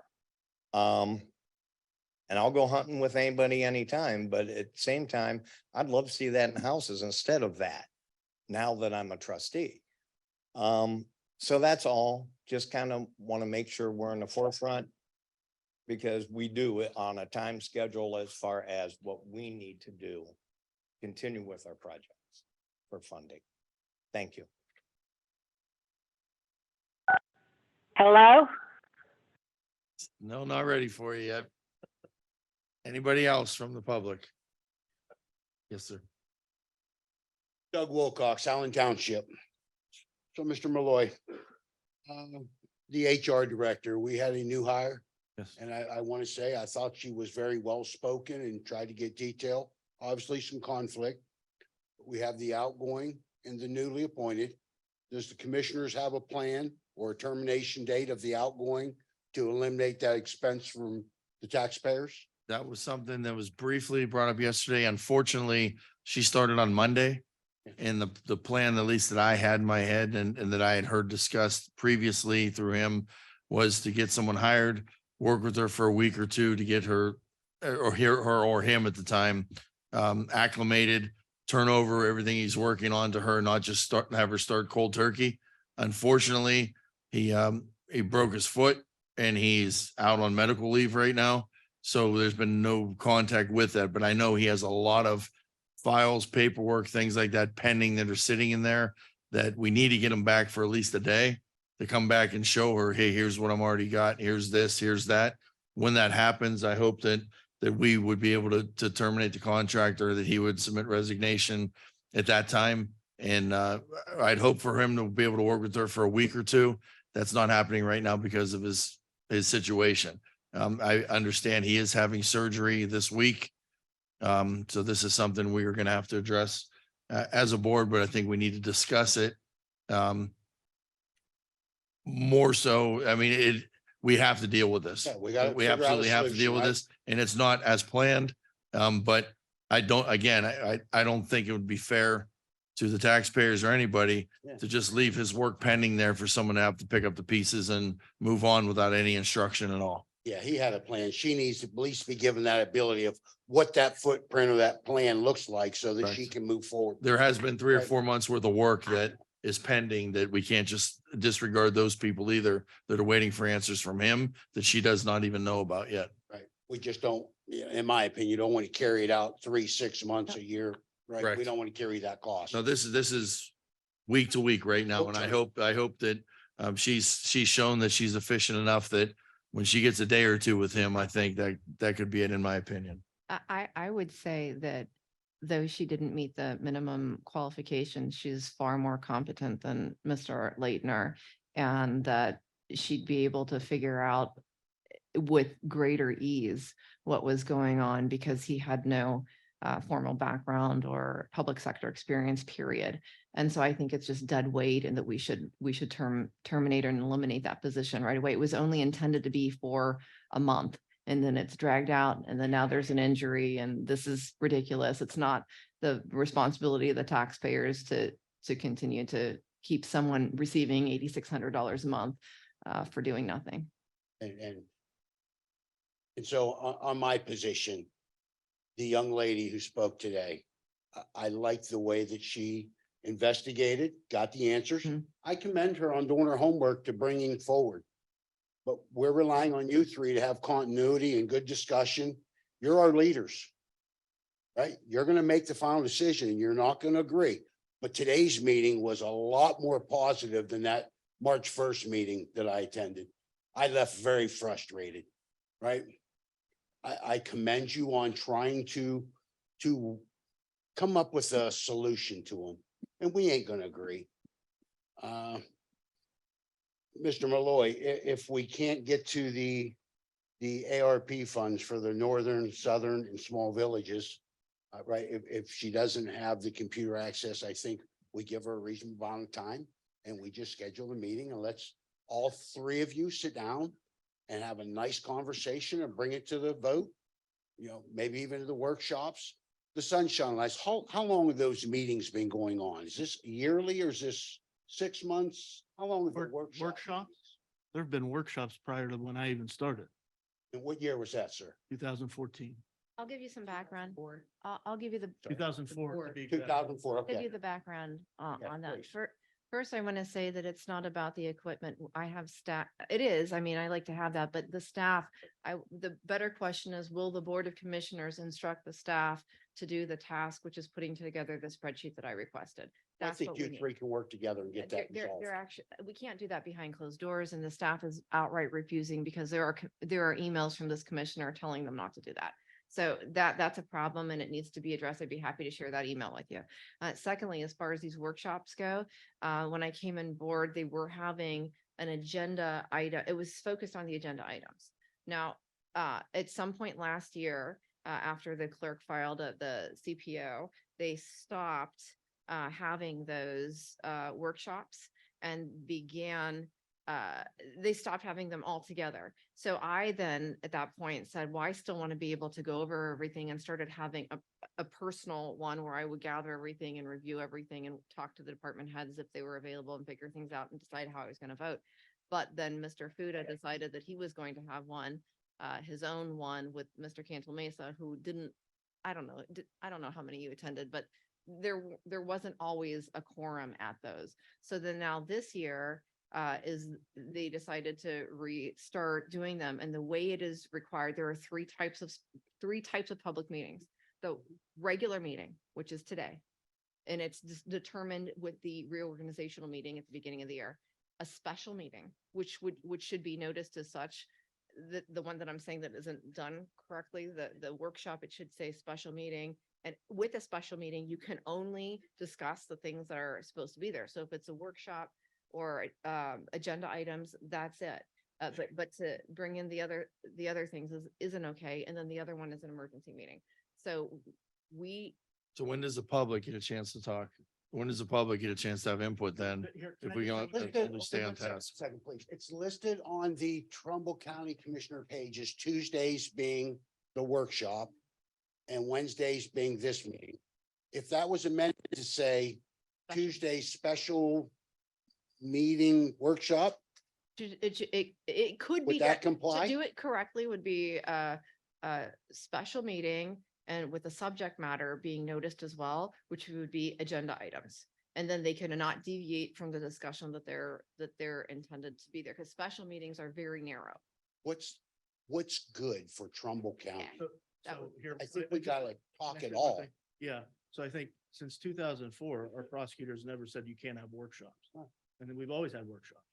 So I don't know where the disconnect is here, labeling them special meetings or anything like that, because our prosecutors always said you should have workshops to discuss these things. So I think it's a difference of opinion that'll be, Right, we'll right, figure it right, out right. down the road. And unfortunately. So we'll here's figure the that out. issue and why the sunshine law, in my opinion, is written this way. So when you have the general public and they're aware that there's a special meeting, then they have to be able to know what the content is. And that's why the subject matter needs to be noticed as well. So if you say, okay, we're having a special meeting, but we're just calling it a workshop, but then everyone and their brother can come in and discuss this have this Public presentation. comment period. That's what's been going on. And that's not how special meetings are supposed to be run. It's very specific. A special meeting can only discuss the topic that's supposed to be noticed. And Yeah, we don't have but that. we're complex, right? You can't define an agenda and push that topics that may have come out in the last 48, 72 hours, push it out 30 days or 7 days. Bingo. We need to be able to discuss county business within a Openly. reasonable amount, honestly, Limited to openly, the topics. honestly, thoroughly, Limited and to make the- good decisions. That's what we're. I trying to want to do. be as open as possible. If someone has a beef, they want to bring it to the commissioners. Yeah. I want to provide an opportunity for somebody to say, hey, Well, you need to address this. I Hey, what think- about this? No I have a public. question for this, I'm whatever. encouraged by the behavior today. And I think there's still some work in progress, but I'm sure that you three can find a common goal. And if it's sit in a room and discuss it before you bring it out to the public, No, that's a violation. is it? Yes, Okay. that's why I'm trying to do everything the right Kind of way. means and the methods Yeah. to conduct our business in a professional manner, because I'm proud to be a resident of Trumbull County, right? Mhm. Allen Township, am I. Trumbull County, state of Ohio. That's my home and I'm proud of it. We all should be, and this leads on something that I want to bring up before we conclude the public session. This past weekend, there was an event in Trumbull County, and there were some people from out of town that attended it, and they brought up to me, they couldn't find a hotel room anywhere. They were on the phone, they were checking every hotel outlet they can get. They called the Avalon, they called the Fairfield, they called all the hotels on 46 corridor. They found one room available, and this was at the Hampton at the mall. And they booked it, and they paid $333 for the room at the Hampton Inn, which typically is a $96 to $129 room. We found, and I've discussed this also with our tourism bureau director. We have a mass shortage of rooms in the county, and it isn't so much we have a shortage all of a sudden. We have a mass influx of people that want to be here. And we found out the people that are taking these rooms up are Foxconn people that are coming in, Altium people coming in, TJX, people from other businesses that are here on an exploratory missions to see what Trumbull County has to offer. There are some, every now and then you get the wrestling tournament, you get a conference or something that's here, but our hotels are maxed out on capacity, which shows me that we're doing something right in this county that people want to be here. We're making progress in this county into the future. And when we had our joint meeting the other day, Morrow and I attended our meeting with the Chamber of Commerce and the Port Authority and the commissioners of Mahoning County. The five of us got together. We discussed issues that are pertinent to the Mahoning Valley itself, economic development, whether it be on this side of the line or that side of the line, in regards to the Port Authority projects that are coming and the Chamber of Commerce things. We have a massive demand for houses right now. We have a massive demand for jobs. We have other companies that are looking at this area that could bring in potentially 10, 20, 30,000 jobs to this area. We have no place to house these people. We got to make sure we have our stuff collectively together to roll out the red carpet for these people. We're going to miss a great opportunity. So it's mandatory that we work together. It's mandatory that the headlines read how great Trumbull County is and not the dysfunction going on with the Board of Commissioners. If we're going to have economic development in the future and we are going to welcome these people and they're going to stay here and reside here and become our residents, we need to lay the foundation. We need to get the groundwork done for this. There is a massive shortage in daycare. These employees that are working at Foxconn and Altium, one of the limiting factors they have is daycare, that they don't even want to bring their kids. There's no daycare center in Lordstown right now. So there are businesses that are going to be created. There's economic development that's going to happen. And we're all part of this. We're all on the same team with moving forward. We either shut the door on the world or we open the door up and we welcome them in. I hope that we welcome them in. The place setting is set at the table for them so that they come and they stay. So with that, things are good in Trumbull County. Like you said, you feel a better sense. We have to have a better sense because like it or not, it's coming. The airport's going to grow. The businesses are going to grow in Lordstown. People want to be in Trumbull County, but they don't want dysfunctional government. That's the one limiting factor right now. So shame on us if we let this to continue. The limiting factor that's been ignored for years and has been identified by the chamber, by business people, by the mayor of Lordstown, is the fact that and site selectors is the fact that Trumbull County does not have public transportation. And so that is the biggest obstacle, because when they come, site selectors, the first thing. That's subjective to say it's the biggest obstacle. That never came up once in the Port Authority or chamber meeting. That wasn't even on the top 10. Respect of you to be quiet while I'm speaking. Well, be subjective then. So an obstacle to economic development is not having reliable public transit, because that is something that there's APTA data and it'll show all the statistics. And as far as population goes, one of the reasons why our population is declining is because the millennials and the younger generations don't want to buy vehicles. So they're moving out to places where there's a reliable public transit. So that contributes to brain drain and to other factors. We need that for public transportation. I was privileged to go on a site selection visit. And the first thing that the person asked when they were evaluating the property was, is there a bus stop nearby? And there's not. And we don't have anything that's in place. And I believe wholeheartedly that we need to take that to the people of Trumbull County, let them decide if they want to have, if they want to have public transportation, because that is an obstacle, for our population and for economic development. So that's me, very important. President, I will say one thing. I'll reiterate what I said yesterday. Trumbull County is in a very critical position right now. We've learned a lot since COVID. A lot of how we do business and how we live our lives on a day-to-day basis. But one of the things that we've learned, and one of the things industry has learned, is that supply chain deficiencies and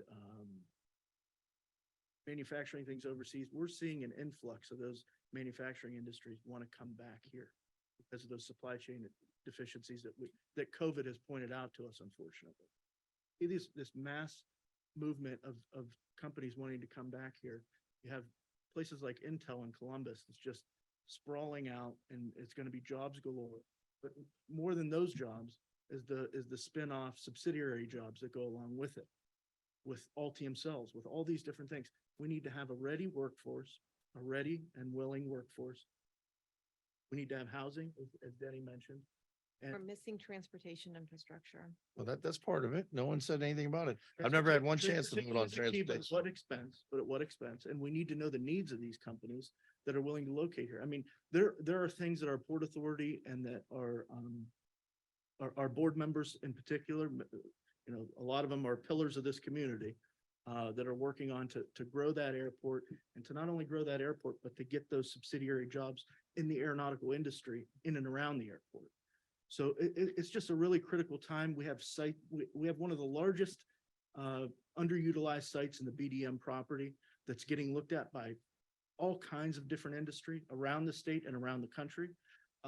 It's an exciting time because we can see that growth happening, but at the same time, the charades and the nonsense over here, as I mentioned, don't do anything in the way of economic development. They only set us back. So we need to focus on the big picture. The big picture is moving this county forward. The big picture is economic development, and the big picture is jobs. To keep people. And again, and I want to reiterate the importance of transportation, because when we're getting a lot of these people who are looking to invest in Trumbull County coming from overseas, they're coming from Asia and other countries where they don't drive. So they come here looking because of what we have, but that's the first question they ask is, how do we get around? So that's critical, just the impact of public transportation on economic development. And I can't stress that enough. We can argue that round and round because I don't think it's a large enough metropolitan area, and there are different factors that go into that, raising taxes and that sort of thing. But at the same time, point well taken. I definitely think there's somewhere we can meet in the middle and have some targeted transportation. They want hospitals, they want healthcare, they want entertainment, they want housing, and they want a safe environment. So there's a blend of things they want and they need to be here. The other thing is we need to deal with this hospital situation. I'm getting a lot of heat myself that we had the hospital was going to move. We couldn't figure out a roadway. There was bickering back and forth between the county on a right of way and who owned it and fixing it. And no one fixed it. And the engineers and the commissioners arguing. And now we have the project that pulled back. We had a situation the other day now with Stewart Health, Trumbull Memorial. They're having some major problems right now. They're losing vendors right now. And if we only have one hospital and you have a whole bunch of people coming here with no competition, you know, we need a healthy environment with all kinds of healthcare for people, not just one choice either. So we've got a lot on our plate. We've got a lot to move forward on. We still have not finished with the dog pound. We have not finished with the 911 center. Fortunately, we did, and we're almost finished with the HR thing once we do move on in a new direction. But we are making a lot of positive strides, and it's a never ending job, but we're fighting for you. We're going to keep fighting each and every week. As it relates to the Mercy Health Project in Champion, the bickering that he's referencing, it can stop if the rest of the board would just recognize that I can contribute. I have a background in that. I wanted to, I Do proposed. something. It's I- never been proposed to Yes, it me. has. It has. It's never I- once been I- brought to the board for a it's vote on already- anything already regarding been- that. Someone's already been hired, but what I proposed was to do a joint economic development district and hire an attorney that would be able to both help with the dedication and have the prowess in that field of economic development so that they could negotiate something that's advantageous for all of the communities and still meet the needs of Mercy Health. And everyone wanted to argue with me that that was the best route to take because you can't just do the dedication without having a conversation about the services of a JED at the same time. So it's difficult because I feel like in some of these matters, I would be able to solve them, but my hands are tied. So. I've never heard anything about Enter that into ever. JEDs, and for us to insert ourselves between a township and a city would be overstepping our boundaries. They're discussing that on their own. We can help sort of facilitate that, but, and for us to get involved in that would be counterproductive. Well, there would be a discussion again, I relative let to you who would be speak. I let you maintaining the speak. road. So I think you're misleading the public. The road maintenance is also a matter where the county would be able to provide services. The road maintenance is already maintained by our county engineer, and we receive the gasoline tax for that road. Regardless of the fact we're getting off topic, none of those things are the reason why Mercy Health is not breaking ground yet.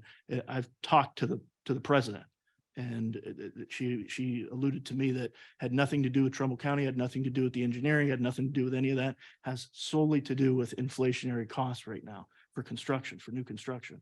So nothing is stopping. It's being put on hold. But, we remain in talks with them, and our economic development agencies like the Chamber and the Port remain in talks with them. And there's still Remain in talks with them. I'm sorry. They're not a member, they're nonprofit. Are they? Our economic aware of that. development agencies are maintaining a relationship with them, yes. Should they not be?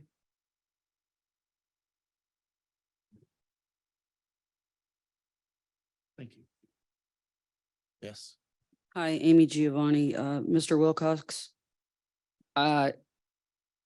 You brought up about the workshop meetings. I would like to say that I have attended multiple workshop meetings because I wanted to see the difference between the workshop meeting and the commissioners meeting. So I'm going to explain to you what actually happens. So this agenda here for the commissioners, I'll be less than 2 minutes. Please don't interrupt me while I'm talking, Ms. Frenchco. The agenda that you see here today in the commissioner meetings, this agenda is also presented at the workshop meetings. Okay, now, there have been times, there is no rubber stamping going on like being accused. What I did notice, because when I do go to workshop meetings and I get the agenda, I also bring that previous day's workshop meeting agenda with me to this meeting to compare the differences. There was a difference.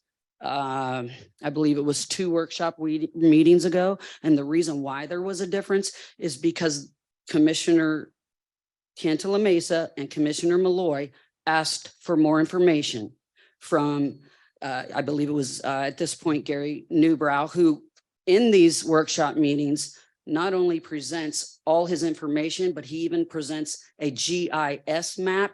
So to show everyone, and everybody could stand around and see where the piping is going and how he connected it properly. Again, the only difference was, and I believe it was number 30 through 35, is they made some amendments because they needed more information.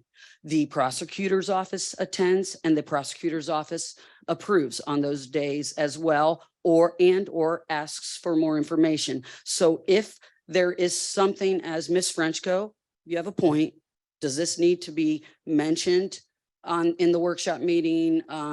What's on the agenda? Obviously, that agenda for the workshop has been done, must be the night before.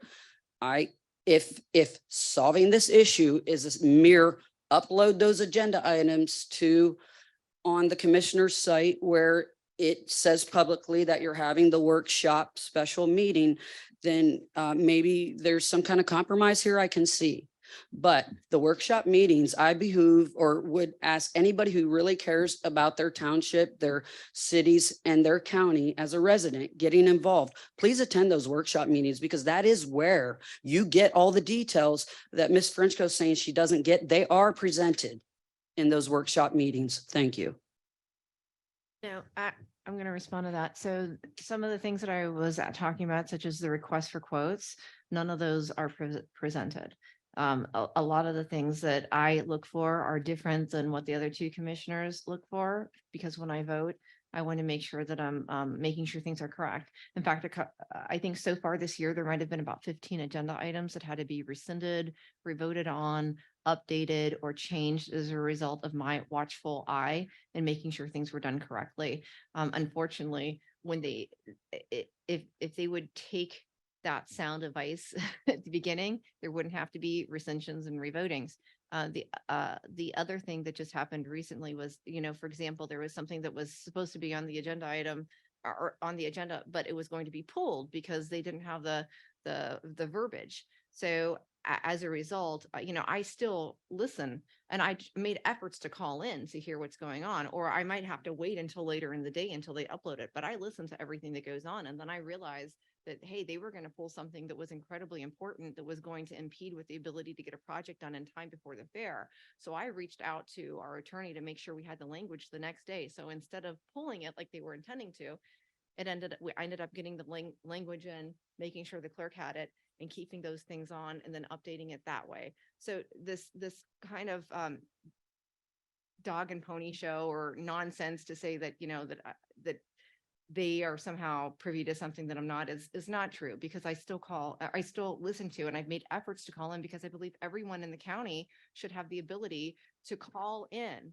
If we have the technology available to us and it's sitting right there on that table or it's sitting right here and it costs $70-something thousand and they're not using it to allow the public to access that workshop, shame on them. But as it stands right now, there hasn't been the ability for anyone because they've refused to allow the staff to allow. I have a question. If you have your workshop, why isn't it public? Why can't you have your workshop be public? Is it behind closed doors? I'm just. I don't. I've had the same questions asked to me. I can say, I will say that when I was doing it last year, up until these guys kind of bullied staff from coming to mine, I used to have a very productive workshop just by myself.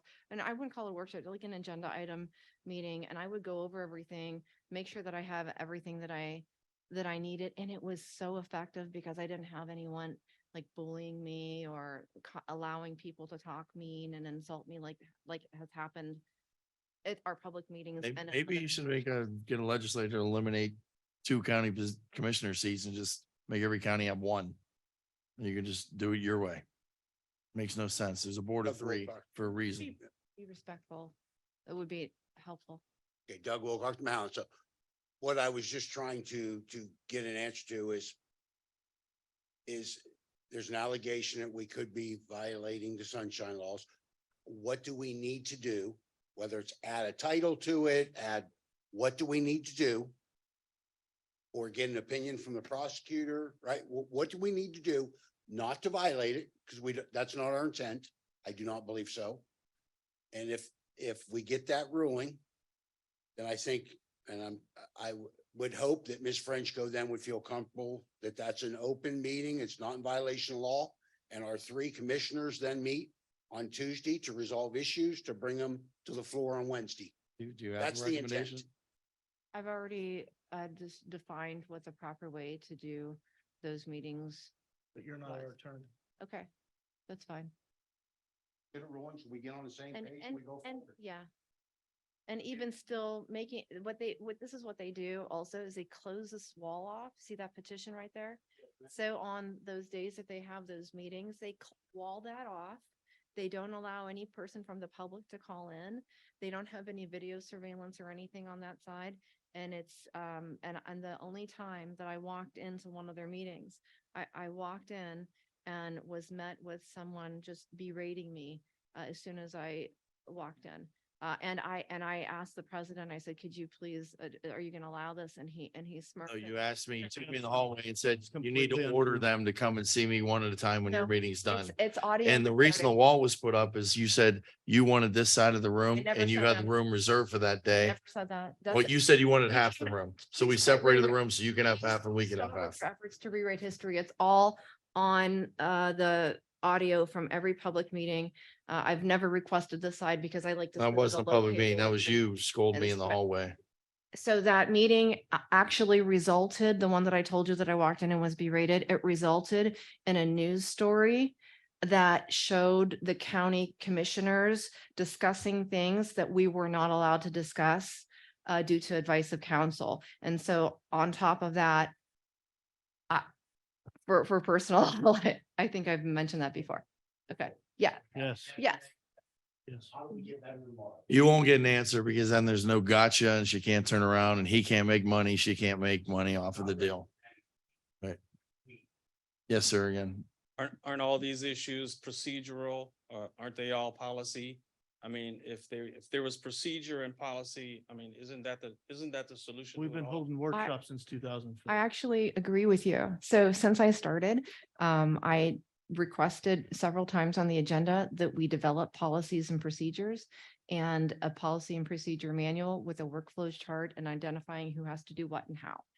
The Board of Commissioners they let my motions die for a lack of the second, and they decided not to do that. And then ultimately they said that it would take like 2 years to do such a thing and that they would handle it on their own. So I agree with you because I have a very structured background and military experience, and not having proper policy and procedure kind of drives me nuts. It would put Yeah. everybody on the same page. Yes, I agree. I love that idea. I've presented it. We have a And policies and Yeah. procedures manual that's about that thick. n- You can no, look at it. no, anytime. we're talking. Yeah, Yeah. no, that's talks Okay, about let's like move on. discipline- We're- reasons for discipline and things like that. I'm talking about how to do things, a training manual, making sure that everyone is like, our clerk and others are noticing things properly. That's, I think, what you're talking about, and that's what I'm talking about that's absent. Thank you. Anyone else on the floor? Okay, we'll go reluctantly to the phone lines. Oh, come on. Go ahead. First person, go. Hello? Hello. Hello? Yes, please stay on topic and be polite. Name Yeah, and- I will. Darlene Fuda, here's what I want to know. You need at your meetings to put on the agenda, it's more than 2 minutes. Now, they just talk more than 2 minutes. Shirley McIntosh calls and talks a half an hour. Randy Smith and Steve Paplis call and talk as long as they want. And then Frenchco thinks we should only have 2 minutes. Not, okay? We have, That's just not right. we have a 2-minute rule and it's the discretion of the president. If Yeah, there's but it pertinent- doesn't apply to Frenchco, does it? I'm a board member, so that there are different rules. If that there's apply. reasoning beyond it, No. more time can be applied. No. McIntosh is not anything, okay? She went on for half an hour. Okay, let's move on. She gets on the computer and asks people to support her because she wants to stop the criminal stuff in Trumbull County. What? Is she saying you and Mara are criminals? Really? This is ridiculous. And I'll tell you what, no one, I'm talking no one, will ever reelect her. Even the Republicans cannot stand her, okay? It's a shame what she gets on there at the meetings and lies about you, Amaro. It's a shame. I'm sorry. That's how I feel. She needs to be replaced. Thank you. Okay, thank you. She stayed with under 2 minutes. Next person.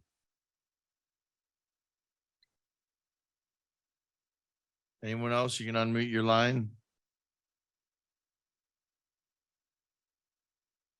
Motion to adjourn? Second. Mr. Cantala Mesa, Yes. Ms. Frenchco. Yes. Mr. Malloy. Yes.